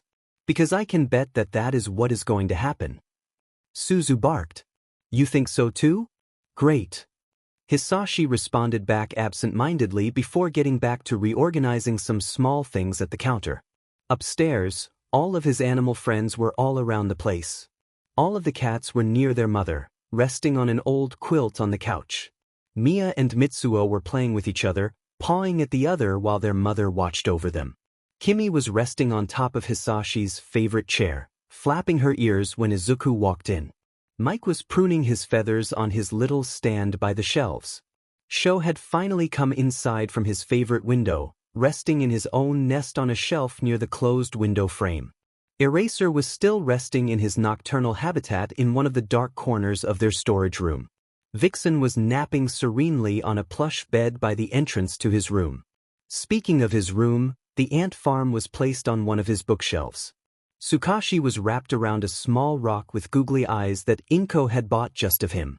Big Mama was coiled up near the television, letting the vibrant colors reflect their light on her scales. Turters was swimming around in his little tank on the table. Kisuke and Pascal were both out of their tanks, but they were both chilling on small wooden logs by the bookshelf. Hataru and Takeo were coiled up in the corner, resting after eating their supper. Ren was crawling away in her tank, playing around in excitement with her brand new flower pit that Inko had painted herself. Inko welcomed her son upstairs from the kitchen by placing a cup of hot chocolate on the counter. Hello, Izuku. Oh, what happened? Izuku explained, I found these two outside in the cold. They must not have been there long because I haven't really seen any frostbite. I am going to set them around the heater to warm them up. Can you give me some food and water for them? They must be hungry. Okay, Inko said, walking back into the kitchen to get the needed things for the small puppies. Keko came up the stairs when Izuku set the puppies down. Once he made sure they were getting the warmth they needed, she came up to them to lay by their side. Inko approached with small bowls of food and water for the two puppies. They eagerly slurped down the water as soon as she put it to the ground. She smiled when she saw Keko with them. Oh, it looks like Keko has taken up a big sister duty to them, or dare I say a motherly kind to them. Izuku returned the smile as his father came upstairs with Suzu behind him. Yeah, I think she is acting protective over the two. Hisashi yawned, taking his son's cup from off the counter to give to him. He slowly went down to the ground to see the little puppies before handing his son his drink. Thanks, Dad. Izuku said, taking a sip of his drink. Thank Mom for the chocolate. Hisashi patted his back as they watched the two puppies warm up to their surroundings. Izuku looked over to his dad. Hey, Dad. What do you think their names should be? Hisashi thought hard before answering. I'm not very good with names. Unicorn? For the Dasgend. Unicorn. Inko asked with a giggle. Hisashi blushed. I know. I'm bad with names. No, I think it's a good fit. Izuku answered. What should we call Unicorn's brother? Inko hummed. Maybe Sora? Would that be good? I think he fits that name well. Izuku replied, giggling when Suzu liked his cheek. Okay then, Unicorn and Sora are welcomed into the family, Hisashi stated. Yeah, Izuku whispered, softly petting the two additions. It had been a while since the two pups had entered the family life of the Midoriyas. Unicorn and Sora were very excitable around people. When the first few families came in for lunch, they were more than happy to allow the young daughter to pet them. She even excitedly whispered to her parents that she was petting a fluffy unicorn. And now, it was close to Christmas Eve. A few happy couples came to the cafe to have their little holiday date together around the friendly animals and lovely decor. The cafe outside was decorated in white fairy lights around the top with big red bows to decorate the window. On the welcoming door was a wreath that greeted the incoming customers with the warm smell of cinnamon. On the inside of the cafe, everything was decorated lovingly for the holiday. Inko and Hisashi has dressed up as Mr. and Mrs. Claus. Hisashi took off his fake beard early on when the children would point out he wasn't really Santa. Suzu and Keko had little reindeer hats on their heads as they welcomed in the customers with a friendly bark. Unicorn and Sora were dressed in little candy cane-themed capes that tied around their collars. Izuku was dressed in a little elf costume with a white frilly apron covering up the red and green tunic. He even had little pointy ears poking out from under his hat. The cafe tables and booths were covered in a soothing red tablecloth and a mini tree centerpiece. Garlands made of tinsel were strung up on the walls. There were small plush dolls of snowmen, reindeer, and gingerbread that decorated some parts of the cafe. Small ornaments were hung on a little Christmas tree by the counter where people would order. The cork board behind the counter was covered in even more pictures of the animals in the cafe. And the menu even had an exclusive item added to it, gingerbread crinkle cookie. Izuku explains a bit about Kisuke to a girl when familiar purple hair caught his eye. Once he was done chatting about Kisuke, he walked over to his regular customer. "Hello, Shinso. Dang, maybe I should wear a beanie next time, so you won't recognize me," Shinso said. Izuku scoffed. "Oh please, I can recognize you a mile away." "Really?" Shinso asked. Izuku nodded. "Yep." "How?" Shinso questioned. "Miwa. She is the most shy out of all her siblings. She would only allow you to hold her. Yes, she might let a certain few customers pet her, but you are her favorite because she allows you to hold her." "That's how." I never knew that. I thought she just liked the warmth," Shinso said, allowing Miwa to snuggle into his arms more. "It's pretty empty around this time, huh?" "Yeah, it will most likely get a bit more busy around dinner time because of the couples," Izuku answered back, looking at the few tables that had people sitting down to eat. "It might be more busy tomorrow since it would be Christmas Eve. We are closed on Christmas." Shinso nodded. Izuku looked at him. "Hey, what high school do you go to?" Shinso looked up. "What?" Izuku shrugged. "I don't know. I'm just starting up a chat since all of the people here are already eating." "Well, I got to you. I'm in the general education course though," Shinso answered. Izuku smiled. "That's nice. It's very hard to even get into UA. Congrats." "Yeah, I actually want to get into the hero course, but it didn't work out," Shinso explained, scratching the back of Miwa's neck.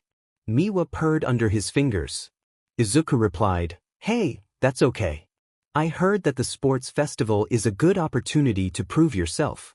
I heard from a while ago, maybe 15 years ago, a student from General got accepted into hero course by proving his worth in the festival." "Whoa, really? How did he do it?" Shinso questioned, his face brightening up. Izuku hummed. "I think he scored in the top 3. He might have won actually. I don't remember all the details. But there is hope. If I could ever prove I could be a hero with my quirk." Shinso looked down. "Everybody I knew back in middle school always said I had a villain's quirk." "Well, that is a load of crap," Izuku said, finally sitting down across from Shinso. "Look, there is no villain or hero quirk. The person determines how the quirk would be used. You are not a villain, are you?" Shinso shook his head. "No.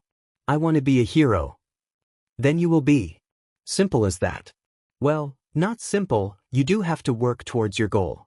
What is your quirk anyway that would make people say that to you?" Izuku asked. "Brainwashing. All you have to do is respond to me when I ask a question and I can make you do certain things."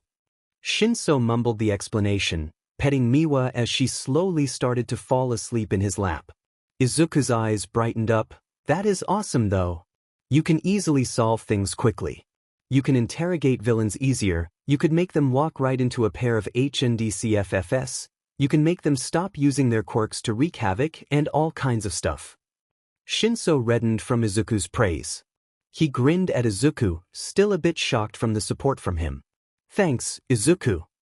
Izuku said, You're welcome, Shinso. Call me Hitoshi. Hitoshi offered. Izuku returned his offer with a smile. Okay, Hitoshi. Unicorn walked right up to the couple of teens, laying down at their feet with a yawn as they continued to talk. Now and again, Izuku would have to leave the table for a short time to talk to other customers, but he always came back to Hitoshi's table. It reminds me of the old days when we started to date. Inko whispered, peeking at her son. I shipped it since Halloween, Hisashi stated before kissing his wife's cheek. Kota's classmates started to wonder why the shy boy always smelled so good. He walkways smelled like sweets or freshly baked bread. He always smelled like that, and their curiosity is getting out of hand. Class 1A talked amongst themselves after their lunch party back in their classroom. No, I'm serious. You guys, he always smells like crepes of like sweet bread. Kirishima said with a smile. Ojiro confessed, I get what you mean. One time, I swear I saw powdered sugar on his blazer. Well, wherever he is going, I want to go there too. Aoyama replied with sparkles all around his head. The place sounds good just from the smell. But it can't be as fabulous as me. I also noticed a bit of animal scent on him, but that just might be because of his quirk. Azui added, putting a finger to her lips. Yayorozu clapped excitedly. I'm excited to see where he goes. Should we see where he goes? Hanta asked. What do you mean? I mean, maybe we can track him down after school if he ends up at the place that smells good. Maybe we might happen upon it and we might get some good food, Kaminari added, wiggling his eyebrows a bit. Okay, we strike today. Ashido ordered, slamming her fist on her desk lightly.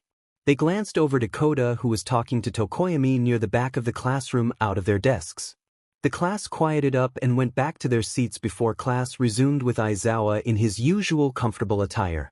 After school, Kota's classmates followed a safe distance behind while tracking where Kota was going with Sato, Shoji, and Tokoyami. They were all there except Bakugo. Bakugo wanted to just go home to study and not hang out with them. Most of the others just joined out of curiosity. Ida only went to try to persuade people that Kota has his own private life and that they shouldn't disturb it. Planned Find Out Kota's secret place is underway. The bell rung as Kota opened the door to the cafe. Dark Shadow whistled from Tokoyami's back when they walked inside. I think I will get used to this, Sato said as he took a deep breath to smell the freshly baked cake that Miss Inko made that morning. Hi, Kota greeted with a smile to Inko. Inko returned his smile before telling him about Izuku. Izuku is upstairs right now. He'll come down in a minute. He is taking care of a new addition. I'm not surprised, Kota commented, rubbing Keko's head when she came up to him. Inko laughed. Neither am I. Yukiko dropped off an axolotl not too long ago that needs some affection. Apparently it was caught in the middle of a smuggling ring for exotic animals or something of that nature. She hoped that Izuku could help them. Do they have a name already? Shoji asked from behind his mask, allowing Unicorn to snuggle their head into his arms while Sora kept liking at his other set of arms. Hisashi snorted, Guinevere. I think it fits well. Yukiko should name the rest of the rescued animals after King Arthur and his men. That would be spectacular. Anyway, Izuku is making sure Guinevere is comfortable with us before introducing her downstairs if she wants to. Sounds good. I hope that all the animals involved recover well. Tokoyami wished, looking back at Dark Shadow, who seemed to be very excited that they got Suzy to roll over on her back so they could rub her tummy. Hisashi pointed them over to Eni's table by the window. Right now, the cafe only had a few customers scattered around the tables in the center while the kittens lurked around the chairs. Kota smiled as he saw them walking around since he remembered how they used to be so small and they were growing bigger. Oh everything on the menu still looks so good. What do I get this time? Sato asked. Izuku's familiar voice piped up from a few feet away from them. I can recommend some crepes if you want. Or perhaps some dorayaki. Izuku, I heard you have a new friend. Huh, you know me too well. Guinevere is resting up upstairs, but when she gets better I can't wait to introduce you. She is so pink. Izuku responded, taking out a little pad of paper to write on. His low ponytail bounced as he turned around to one of the tables to fix a chair before looking back to them. See anything in the menu you guys like? Tokoyami hummed, could I have some Earl Grey tea with some chocolate chip pancakes? Coffee jelly. Dark Shadow added in. Tokoyami sighed, and add an order of coffee jelly if you won't mind. Izuku smiled, not at all. What about you, sir? Shoji laughed at the title before looking back to his menu. I'll have a key lime protein smoothie. And a turkey sandwich. Alrighty. Anything for you? Izuku asked looking at Sato. Sato smiled. Oh, definitely. Can I have a strawberry milkshake and a strawberry and banana crepe? Absolutely. And for you, my friend? Izuku questioned, looking up to Kota right as Kimi hopped onto Kota's foot. Kota gently said, I'll go with the Turters special. You want both the mini zucchini banana bread cakes and the green apple dish? Izuku asked. Kota nodded, yep. No problem. I'll be back with your orders in a few minutes. Izuku answered back with a bright smile. Thank you, Kota replied, waving to his friend as he walked back towards the kitchen. I still can't believe you are friends with the owner of a full-on cafe and that he is our age too. It's so awesome. And I love all the animals here, Sato said, looking around. Waving at the huge rainbow-like serpent in the corner of the room with her body coiled around her branch-like pipes.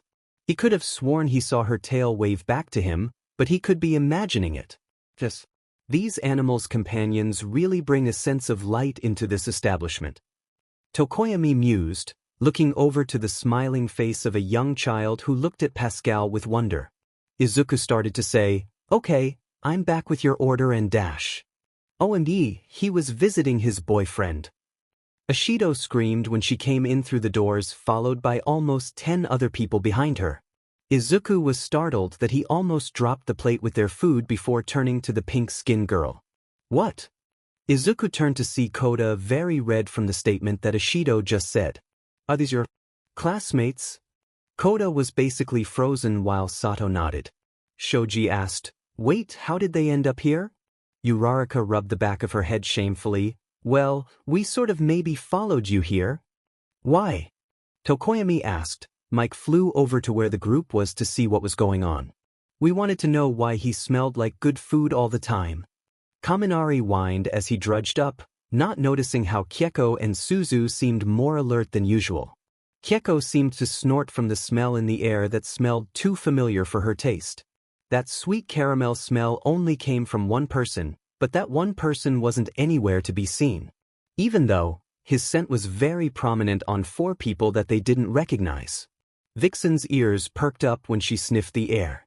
She quickly looked up from her spot to see if there was any blonde porcupine boy she needed to kick, but there was no Bakugo in sight. His scent lingered on 4 individuals, especially that shark-toothed redhead. Why are the friendly dogs staring at us like that? Ashido asked in a harsh whisper.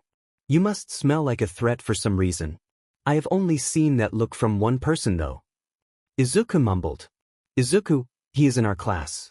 They probably smell like him. Kota reminded him in a small whisper while Izuku's eyes grew wide. Izuku sighed, yep.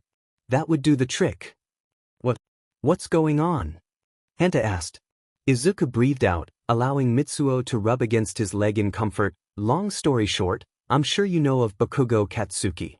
Well, safe to say, he is banned from this establishment until he learns some manners among other things. I won't explain further than that, but he might be the reason the others might be acting on edge.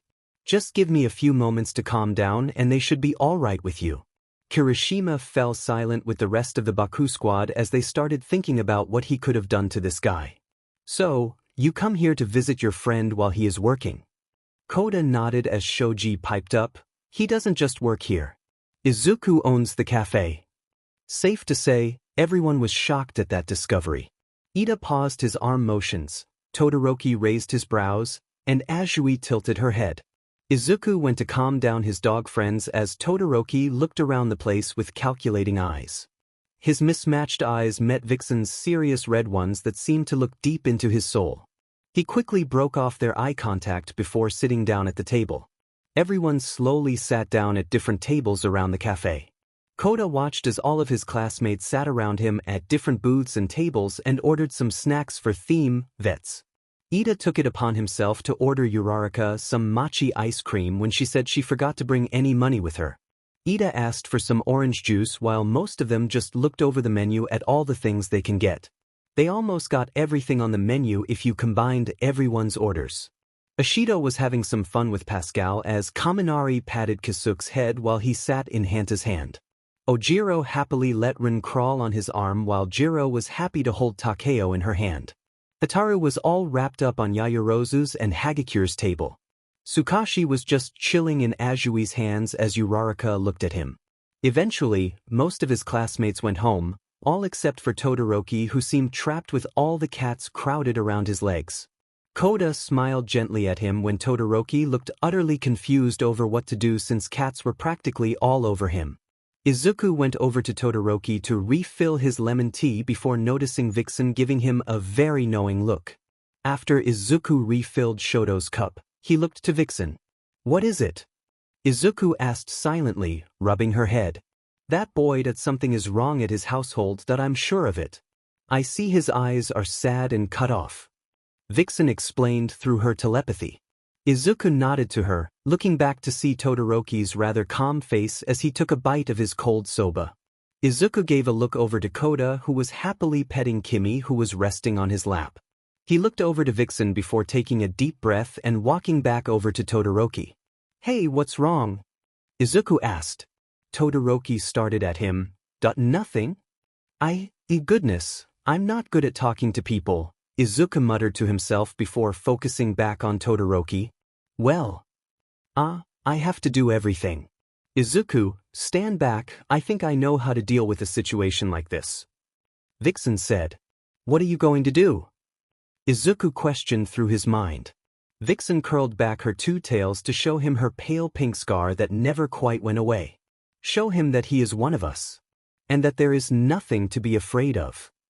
Todoroki was in the middle of slurping up his noodles again when Vixen gracefully walked right up to him. Todoroki looked down at her surprised since he has never seen a fox with two tails before. He swallowed as he looked down at her brilliant white fur that was covered in red markings.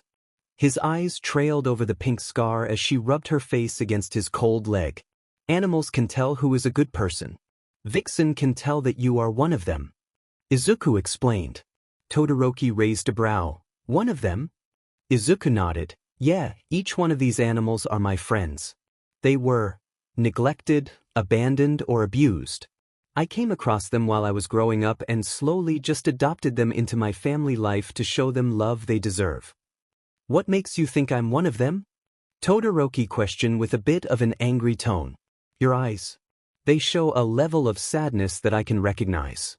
Izuku replied. Todoroki's eyes went down to the table silently. "I don't need to tell you anything." "You don't. But I just want to say that this place is safe. If you ever need a sanctuary, just come here." Izuku offered. "Thank you for your offer." Todoroki looked back up with a small smile. He looked back down to see how the little cats were still gathered around him. "Do you mind telling me their names?" "No problem at all," Izuku said, gesturing to the small cats and introducing them one at a time. Kota started at the soft interaction while finishing up his drink with a grin. Vixen looked back up and congratulated herself for a job well done since the boy seemed less closed off. Hopefully the young Todoroki can feel safe again, Vixen thought to herself as she curled up under the table. Kota sat back in his seat after getting the scare of his life during lunch. First, they had an election to decide who was going to be class president. He ended up voting for Ida since he seemed to be really excited about the position. Yaoyorozu won the position of class president and Ida became the vice president. Then, they went to lunch only to be freaked out by an alarm which caused everyone to crowd and push against each other. Kota kept freaking out and stuck close to Tokoyami during the whole incident before Ida slammed into the exit sign to inform everyone it was just the press. And now, everyone was back in class. Sato looked at Kota and whispered from behind him, "Hey Kota, did you do the English homework? I had some trouble with 9. Was it past tense or present tense?" It was present tense, Kota answered back softly. Tokoyami hummed, "Ah, I was mistaken on my homework as well then." Meanwhile, Aizawa sat at his desk, still pondering over who in his class or in UA could be Izuku's old bully. They have no tolerance for bullying at this school, so he would have to keep his eye out. As far as he knows, the whole class visited Izuku's cafe from what he told him the previous night. Well, the whole class except for one. Aizawa is going to keep an eye on Bakugo for now to see. It looks like he has some issues to work through. One of them was his ego. He will just have to see about him in the future since he hasn't really done anything except acting very brash and cocky. Kota looked to the window to see a familiar squirrel on the sill just hanging out. That reminds him to recap Izuku on his time at a school tomorrow since he had homework tonight. He wonders what Izuku will do today. He hopes that the cafe is doing all right. It does get pretty crowded there. Maybe he can ask Sato if he can help out there for a little while to help them out. The cafe was busy today. Izuku's little friend with the mohawk of snakes came to visit after his parents got off of work. Big Mama seems to have a soft spot just for him. There was a new couple who just loved Unicorn, Sora, Chico, and Suzu. But from the way business was going, they might need to invest in some employees to help out.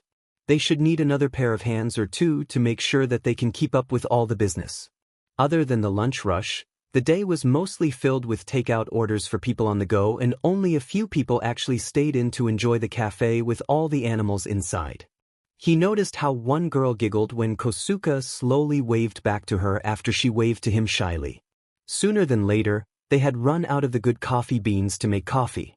Izuku went ahead and volunteered to go get some from the grocery store a few blocks away. It was starting to get dark, so his parents were a bit hesitant to let him go alone before Vixen stepped up beside him proudly. Inko relaxed at the sight of Vixen next to him, patting Hisashi on the shoulder. "Don't worry. Vixen will protect him. She has his back," Inko said with a smile to Vixen. Vixen nodded to her before nudging Izuku out of the door. "She won't let any harm come to him. I trust her. Now come on, let's go make sure everyone inside is comfortable. Izuku shouldn't be too long." "Okay, honey," Hisashi agreed before saying a short goodbye to his son. "Be safe, Izuku." "I'll try," Izuku answered, allowing Vixen to take the lad as he followed her outside. "That doesn't sound reassuring," Hisashi replied back as Kimi headbutt him in the ankle. He looked down to pick her up in his arms. "I think he will be okay." "Do you think so?" Kimi looked into his eyes while sniffing her nose. He booped her on the nose. "Good. We are on the same page then." "Okay, we have the coffee beans, a jar of sweet cherries, and more whipped cream. Are we missing anything?" Izuku asked, looking down at the items in his arms. "No. I think we are all good." "Ooh, wait, grab that creamer, we might need it," Vixen replied to him through her mind, pointing her nose at a vanilla creamer. Izuku grabbed before making his way to the cashier to pay for the items.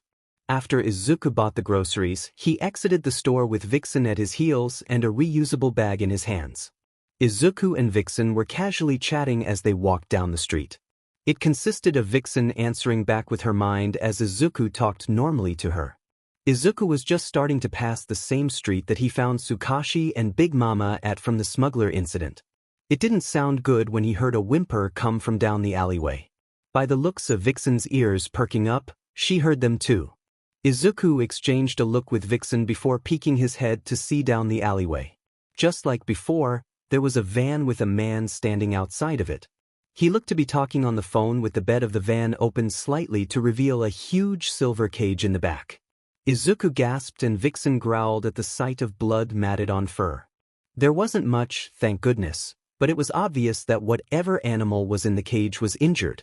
Vixen looked up to him. "I despise humans like this. The ones that think they can get away with things like this. The ones that don't care about the ones they hurt." Izuku nodded, returning his thought as an answer to her. "I don't like people like this either. Whoever is in the cage needs help. The van is similar to the one from the incident before, so this might be another smuggling situation. It looks so familiar to the night that I met Big Mama and Tsukashi." "We need a plan," Izuku said, watching as the man banged on the side of the van, causing the whimpers to become quiet in fear. "And I think I have just the idea." Vixen narrowed her eyes at him. I have a clue, and it is a terrible idea. Well, do you have a plan? Izuku asked. Look, the man is already distracted. You and I just grab the animal and run for our lives. Vixen summed up. If he tries anything, I can defend us by attacking him. Okay, let's sneak up while he is still on the call. We help get them out and run. But if something unsuspected happens. Like that? Vixen asked, causing Izuku to look back to see that the animals were actually animals. As in plural. Suddenly, they saw 4 pairs of eyes staring from inside the cage. One even pawed at the cage slightly, showing off their fluffy paws in the moonlight. Exactly like that. Okay, going with my plan, I distract him when he gets off the phone. While he is still distracted, I will help you get the pups out of there. Izuku said, tying his hair up tighter in the small ponytail he already had. Alright, but I will attack if he even tries to go 3 feet near you. Vixen added. Izuku smiled. That sentiment is very much appreciated. Izuku turned back to the van, stuffing his hand into his pocket to pull out his phone. With a few buttons pressed, he sent his location to Eraserhead. By this time, he should already be on patrol. With as little noise as he could, he hid the grocery bag between 2 cardboard boxes. Quietly, the two snuck closer to the van, making sure to keep in the shadows. With a wink, Vixen signaled to Izuku that the man was indeed alone since she didn't see or smell anyone else with him except the pups. Izuku nodded back to her as he crept closer to the cage. Vixen silently hopped next to the cage to soothe the pups. Izuku saw their shivering bodies up close, but even then they didn't look at him with anything but hope. Hope that he might be different than the man they knew. With a steady hand, he carefully outstretched it to the pups inside the cage. Vixen seemed to communicate with a few noises to them that Izuku was trusted. Thankfully, it was enough to convince 2 of the 4 to allow Izuku to pick them up gently and set them on the ground. Vixen hurriedly picked one up by the back of the neck with her jaw before gently jumping to the ground to allow the other to rest by their other siblings. But when Izuku reached for the last one, he saw the shadow of the man approaching the back. With his quick thinking, Izuku picked up a large piece of gravel from the ground of the alley and threw it as hard as he could to the front of the van. The man turned to the front in a hurry and started shouting at the mysterious disturbance to leave. With the distraction, Izuku picked up the last pup and placed them on the ground. Vixen took the lead and guided the pups to the alleyway. One of them was limping, so she easily picked them up by the back of their neck to continue to escape. Hey! The man's voice yelled louder than ever as he grabbed Izuku by his ponytail. Vixen looked back to see the man and growled. She quickly guided the pups under the cardboard box to stay out of sight as Izuku struggled to fight off the man. Izuku tried to grab for his pepper spray, but then the man pulled out a switchblade. Izuku focused on the knife in his hands for a short moment before he saw Vixen fully pounce on the man, biting his fleshy side of his leg straight through his sweatpants. Izuku watched as Vixen bit hard on the man's leg, causing him to cry out. He tried to swing his knife at her before Izuku grabbed his arm. Izuku was struggling to get the blade away from Vixen, causing the man to get a lengthy slice on his arm from the blade. Vixen growled low when she saw Izuku get hurt. Izuku was temporarily blinded by light as he heard the man fall down, hearing the sound of his head bounce off against the corner of the van. Izuku squinted to see Vixen with 3 tails. Wait, 3 tails?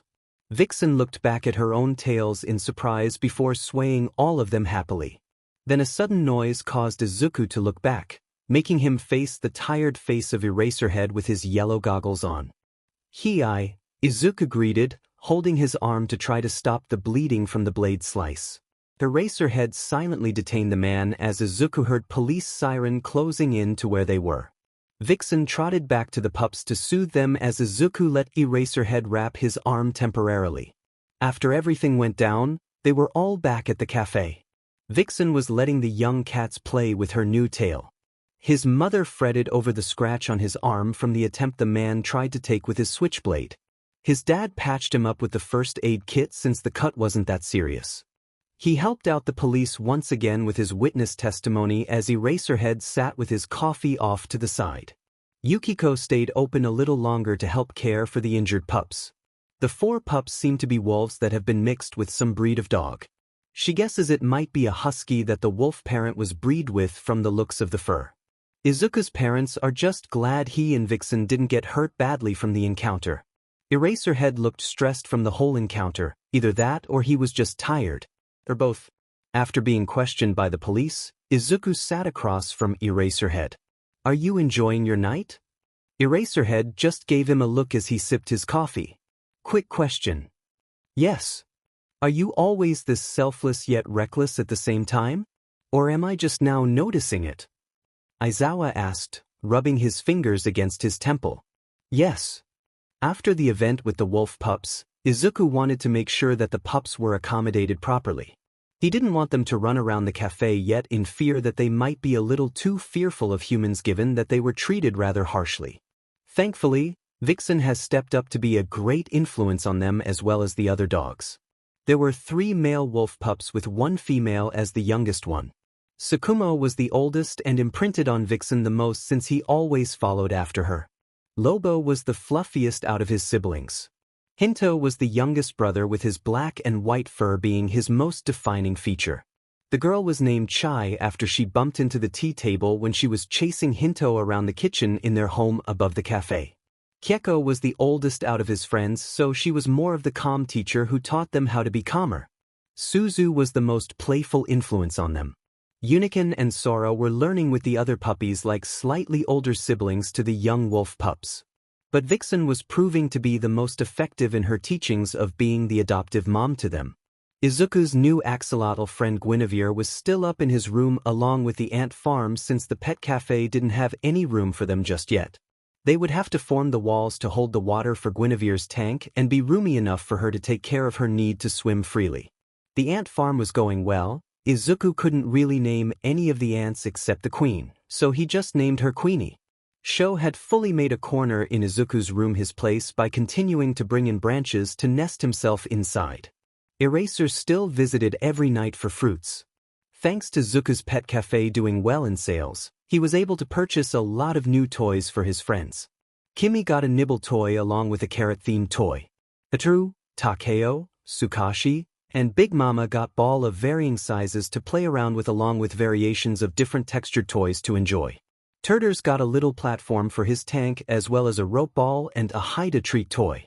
All of the cats got nice things that varied from sushi-themed toys to more interactive toys. Kisuke and Pascal got toys that looked like moss and branches based on their color.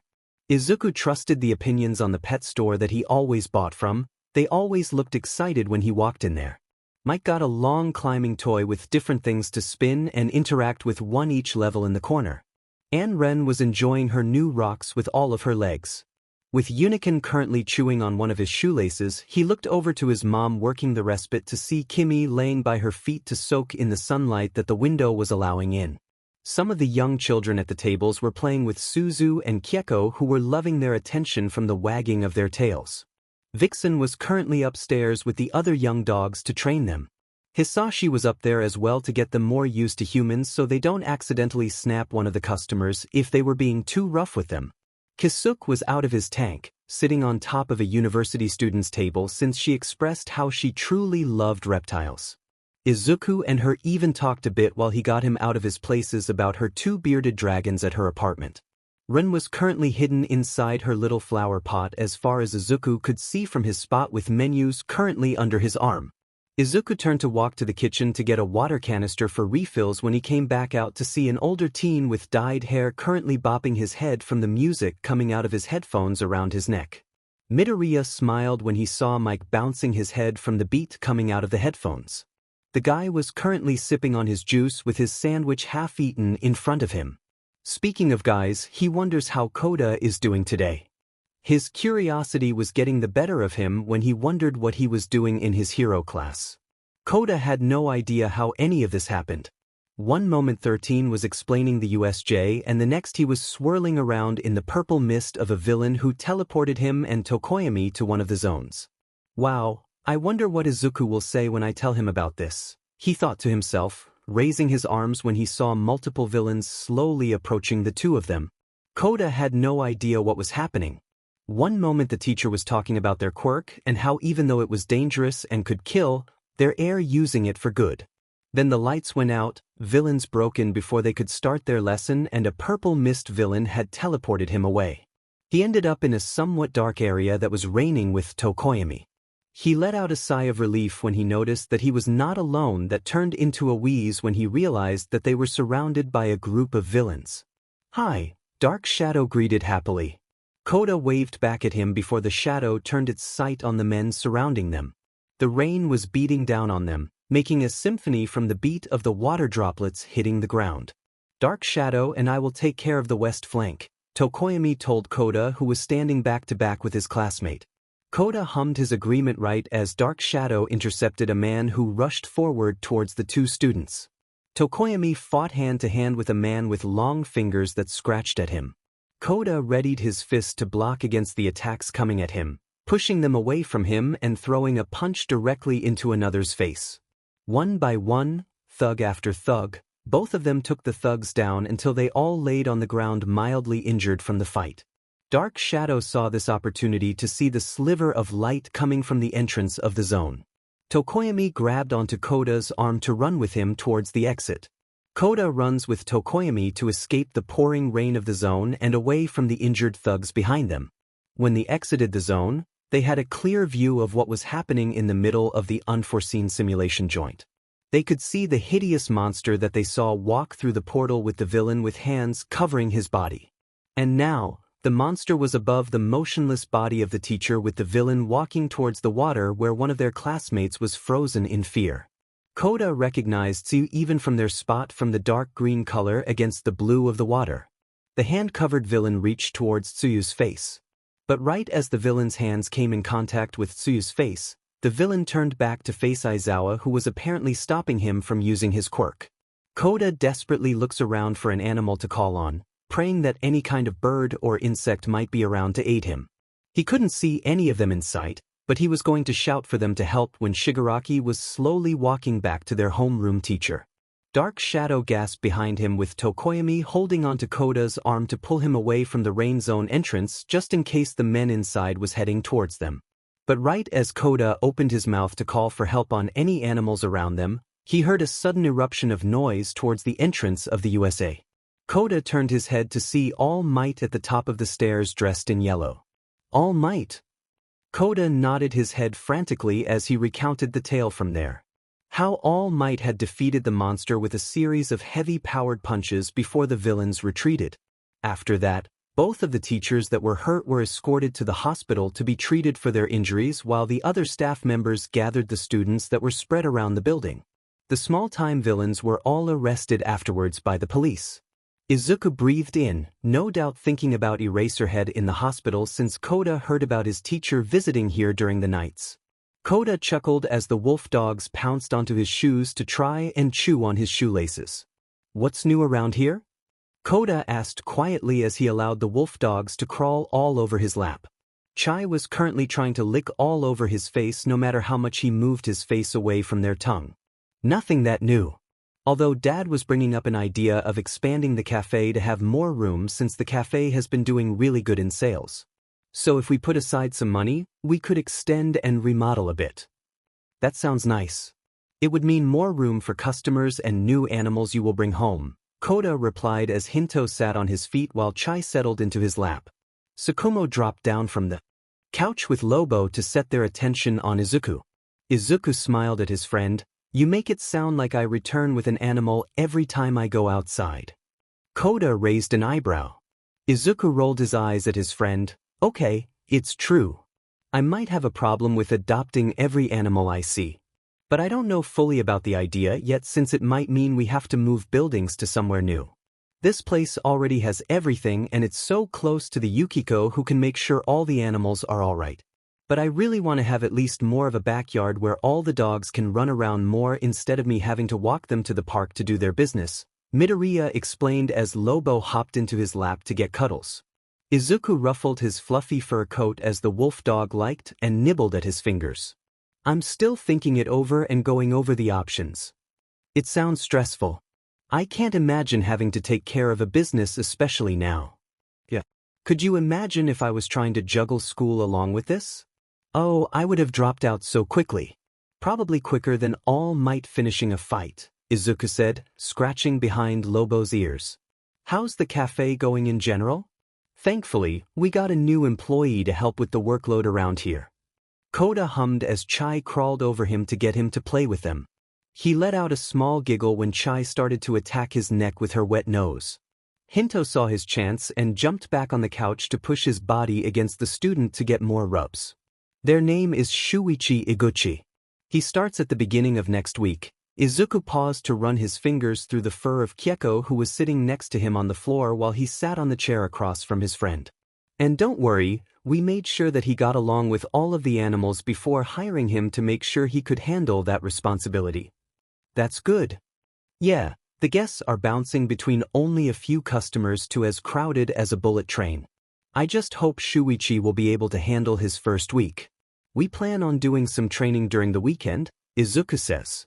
Just letting him study what he needs to know about the animal friend we have, and then the next day we'll be learning what the cafe has. So he should be prepared by the start of next week if everything goes well. Cafe. Iguchi was really tired of playing the same games he could afford all day long in his room. It had been forever since he got out of high school. And ever since then it was hard to find a job, so he just started to spend his time locked away in his room with instant ramen and video games. He didn't know what to do with his life except having fun. But eventually the money became less and less, so he had to look for a job. He wasn't thinking of much happening when he sent in his resume for a cafe since he didn't have much experience in anything. So he was more confused than excited when he learned that he got the job. So he got dressed in the clothes he had washed only a few days ago. Sure, it was a bit wrinkled from laying in the basket for a few days. But it was better than his other clothes that were stained. It still had the clean air scent from the dryer sheets he found in the laundromat. Iguchi kept messing with his hair while he walked towards the cafe with the decorated sign beckoning him forward. He heard some things about the cafe from people he walked by on the street, about how it was some sort of pet cafe. He guessed it might be like a cat cafe when he sent in his resume, but he never really went inside the cafe, so he really didn't know what to expect. But he was ready for anything. He pulled out his phone to check the notes that the owners had sent over to him, informing him that the cafe door was open, but it was just closed for the public. And immediately he was greeted with a small group of dogs heading his way. His eyes widened as all four of them ran towards him with yips and barks. He bent down slightly when they finally got to him, letting them smell him before he would reach out and pet them. Who's a good doggy? Iguchi smiled as the Akita Inu laid on their back for him to pet their stomach. I bet you are. I see you have already met 4 of my friends. Iguchi looked up to see a teenage boy looking back at him with a relaxed smile that growled bigger when one of the bigger dogs trotted their way towards him to get some pets of their own. Thanks for greeting the new recruit. Keko barked back at him with their tongue flopping out of their mouth as their tail went wild when the teenagers started to scratch their back in a good spot. The teenager pulled a piece of paper from their pocket, a paper that looked familiar to his resume. You must be Iguchi Shuichi, correct? Ah yes, that's me, Iguchi responded as a dog's tongue licked his face after he replied. He stood up after that, removing himself from the liking range as the dogs settled down. Great. You're here right on time, the teenager responded back to him. Did you have any trouble finding your way here? Not that much trouble. When I saw the sign, I knew I was in the right place. Iguchi brushed his hands against his pants. So where do I start? Let's begin with completing the introduction first. I am Midoriya Izuku and I basically run the store along with my parents. Midoriya introduced himself calmly. The dogs walked away from Iguchi's legs around to the corner of the wall to play together with the rope toy that was waiting there. I will introduce you to each animal in the cafe, so you can know what is needed for them. I have a paper ready for you to look over when you get back home. Awesome. It's nice to meet you, Midoriya, Iguchi replied. Midoriya nodded, and it's good to finally have another worker here because the cafe can be a bit overwhelming when you're understaffed on a busy hour. Now, Midoriya clapped his hands together. I'll introduce you to the cash register area, the kitchen area, and finally the pets in the main area.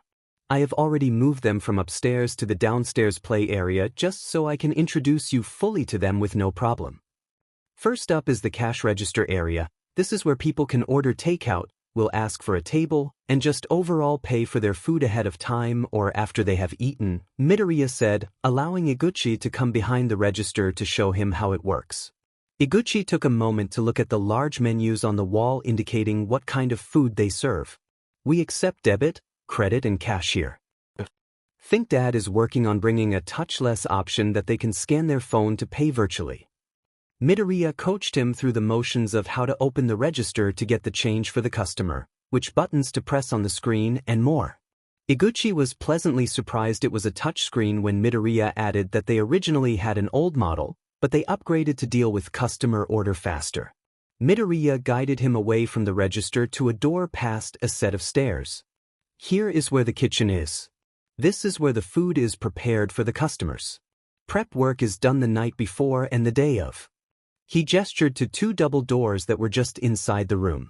And that separate closet room is the pantry. You may spot a bat in there, but don't worry and just feed him some fruit because that is what he is after.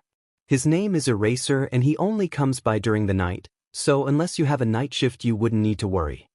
Midoriya breathed in after talking for so long, and it's basically basic stuff from here on out.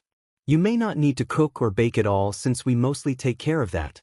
But if we do need your help, we guide you through it while it's being made. Midoriya gestured to the tall fridges along the wall. This fridge is for the ingredients and the seepage one is for the already done prep work that will be baked in the morning and so on. Any ingredients we use are mostly fresh like the fruits. The ovens are there for the baking, the stovetops are for the cooking, and we have several mixers for the drinks like the milkshakes or smoothies. We have the coffee machine right here next to the electric kettle for the teas. Iguchi looked over both of them to see that he had both of those types of models back at his own apartment that his mother had gifted to him. I know how to use the kettle and coffee machine. Great, so you can prepare the drinks as needed, Midoriya grinned. We will help if you have any further questions on how the drinks are prepared. And now for the final step. It is time for you to meet the stars of the show. Midoriya said, walking towards the main room with all the tables that were waiting for them. You have already met Keko, Suzu, Unicorn, and Sora. Midoriya gestured to the dogs that greeted him at the door. They were all roughhousing together with Keko laying down and watching over them. There are several more puppies upstairs, but they haven't been in the cafe that much since my dad is still training them. Midoriya gestured to a tall cat tower that took up half the wall with 7 cats that looked like Japanese bobtails climbing on it. This is Miyu, Mitsuo, Masa, Mizuru, Minama, Miwa, and Miyako. Miyu is the mother to all of them. They all have comfortable collars on so you can tell the difference between them. They all act differently so I put that detail in the paper I will give you at the end.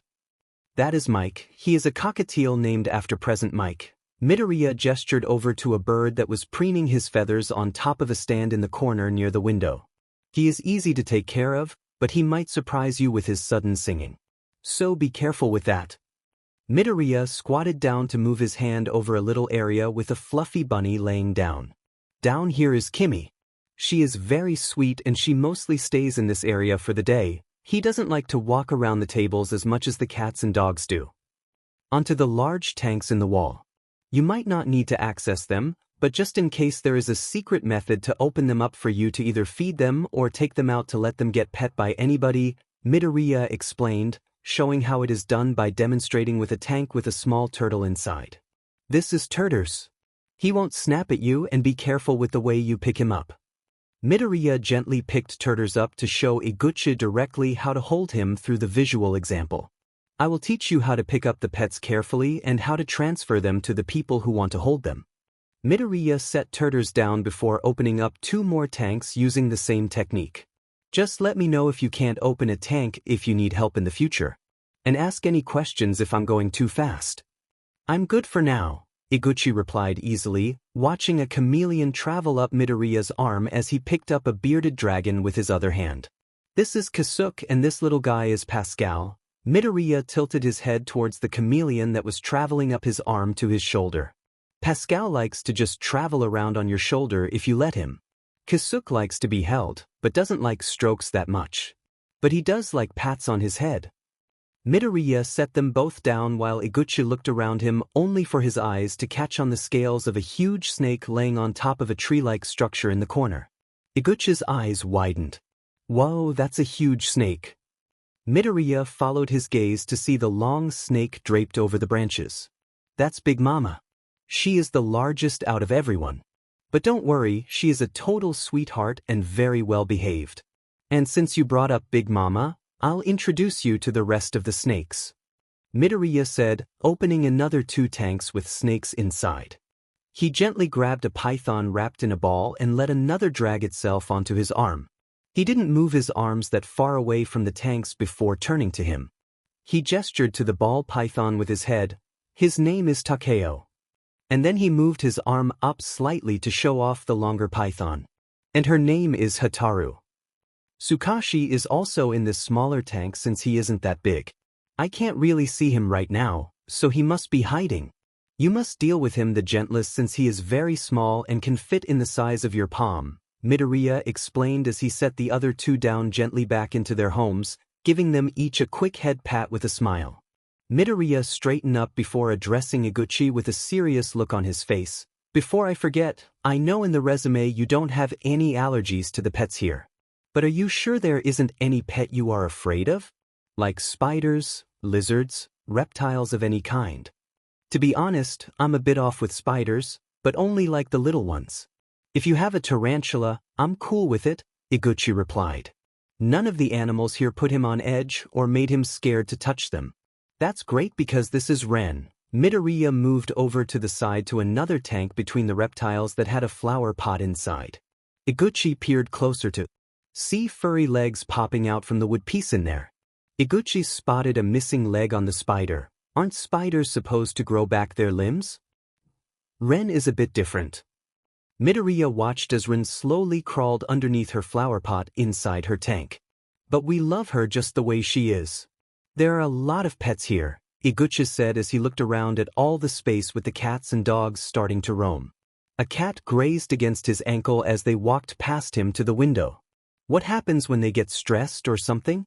Situations like that do happen when it gets a bit overwhelming, like some of the cats will get overwhelmed but the amount of pets they get. When that sort of thing happens, I just bring them upstairs away from all the people. I don't want to put them through all of that if I can help it. You must care about them, Iguchi replied honestly, relaxing while he was talking. I think some people would have done nothing to help since it brought them money. Well, I found most of them abandoned and I saw a bit of myself in them. It would be like leaving them to suffer and I couldn't do that to any of them, Midoriya breathed in, resting his hands on the glass surface of the tank.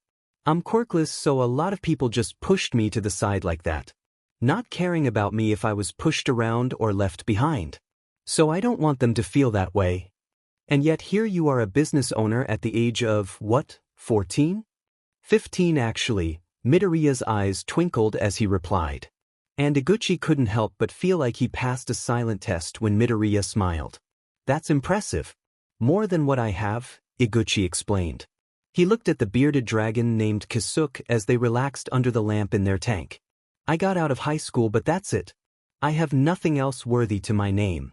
And I didn't even know I would get accepted to this job. I thought it was a long shot, yet here I am. Iguchi looked over Izuku's shoulder to see a flash of white fur disappear behind the cat tower. He looked closer just in time to see a fox of white and red climb on top of a chair. Oh, who is the fox? Oh, that's Vixen, Midoriya introduced before straightening up to gaze at the white and red fox. Iguchi stood still as the fox's eyes seemed to trail down his body like they were scanning him, until Vixen jumped down from the table and started to head towards the stairs. Good news, she likes you. Iguchi blinked. He feels like that was another test if the way that the teenager acted with the fox was any sort of clue. The rest of the training went smoothly with Izuku presenting the papers that he needed to look over that would detail each animal. And then Izuku showed him the basics of the drinks that would come in handy since he started the next day. Midoriya went through each and every detail and answered all the questions that Iguchi had as they walked through the cafe multiple times just so he could remember everything he needed to do. See you tomorrow, Iguchi. Have a safe trip back. Midoriya yelled out in farewell, followed by multiple dogs barking at him. Iguchi waved back at them while he walked down the street to head back home. Iguchi traveled back to his small apartment the way he came, with a paper packet held tightly in his hands with a growing smile on his face. And once he entered his apartment, he instantly jumped onto his mattress to relax. Pulling out his phone from out of his pocket, he called his mother to tell her the good news. It took a few rings before his mother picked up. Shuichi. Hi Mom, Iguchi said, looking down at the paper he held. It had stickers of cute little animals, bullet points of information, and little facts at the bottom, all with his name signed in kanji at the top. I got a job. Special at table 4, Midoriya called out, with Keko walking around his legs to get attention from a 4-year-old girl. Iguchi nodded back at him while handing glasses of sodas to a table of older teens who looked like they were in university. Enjoy your drinks. Thanks, dude.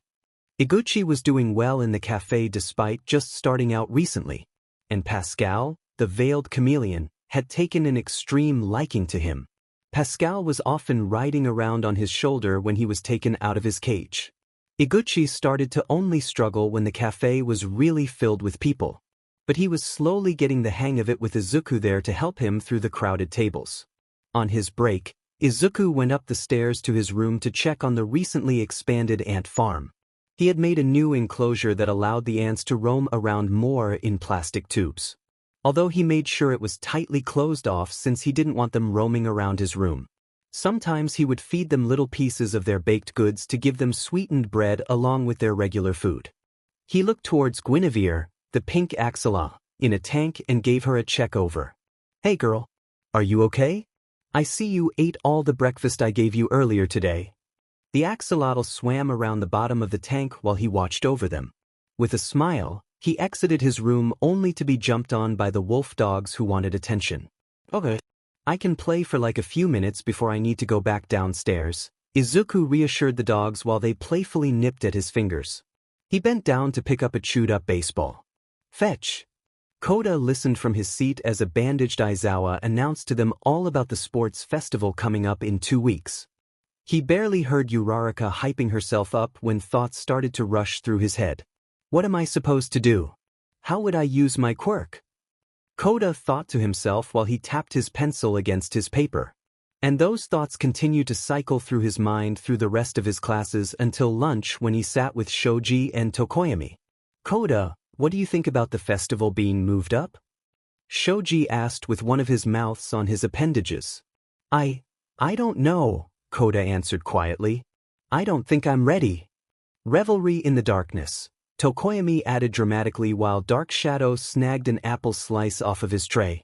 Since the festival goes on all throughout the day, I must train with Dark Shadow, so we can be at our best even with the solar rays on us, restricting his darkness.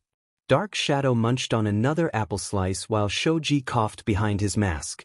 His mouth at the end of his arm starting talking, I'm just going to aim to do my best no matter how far into the competition I make it. 2. Kota nodded at his friend's words, keeping to himself as the other two talked about little stories they had. It was after lunch when they headed back to their homeroom before moving into their next class. When Bakugo swung open the door to find a large amount of students surrounding the door. Bakugo scoffed at the crowd. Great, you know what we look like. Now move it, extras. Don't call people extras. That is extremely rude, Ida shouted out near the back wall of the classroom. His voice steadily grew louder as he headed over to the blonde in the doorway. Hey, if any of us do well, we can transfer into the hero course with no sweat. A deep voice interrupted what the class president was about to say to the crowd. Kota peeked around his other classmates to see a head of purple hair staring down Bakugo. And then they'll kick any of you out to make it possible. So don't look down on us. Many other students nodded at his words. Some students in the classroom looked at each other with wary looks. One of us could be kicked out? Kota thought to himself. But wait, Mineta got kicked out, so there is already an open seat available. I mean, there is already an empty seat, Kota heard Kaminari mutter to Kirishima. So watch your backs because I'm coming for that spot in the hero course. Just like the rest of us, the purple-haired Ten stated before turning around and disappearing into the crowd of students. Does that guy have a Lego brick for his head? Kota heard Kaminari mumble again. Kota watched as Kaminari slowly nodded as he glanced around at the other students behind the door. Cool. All right, Aizawa interrupted from the hallway. Back to class, everyone. Or else Nedzu is going to have a very long line to his office. The other students scattered at the threat of seeing the principal. Aizawa breathed out as he walked inside the classroom. I don't get paid enough for this, Aizawa said, leaning down to SCK on a fruit pouch left on his desk.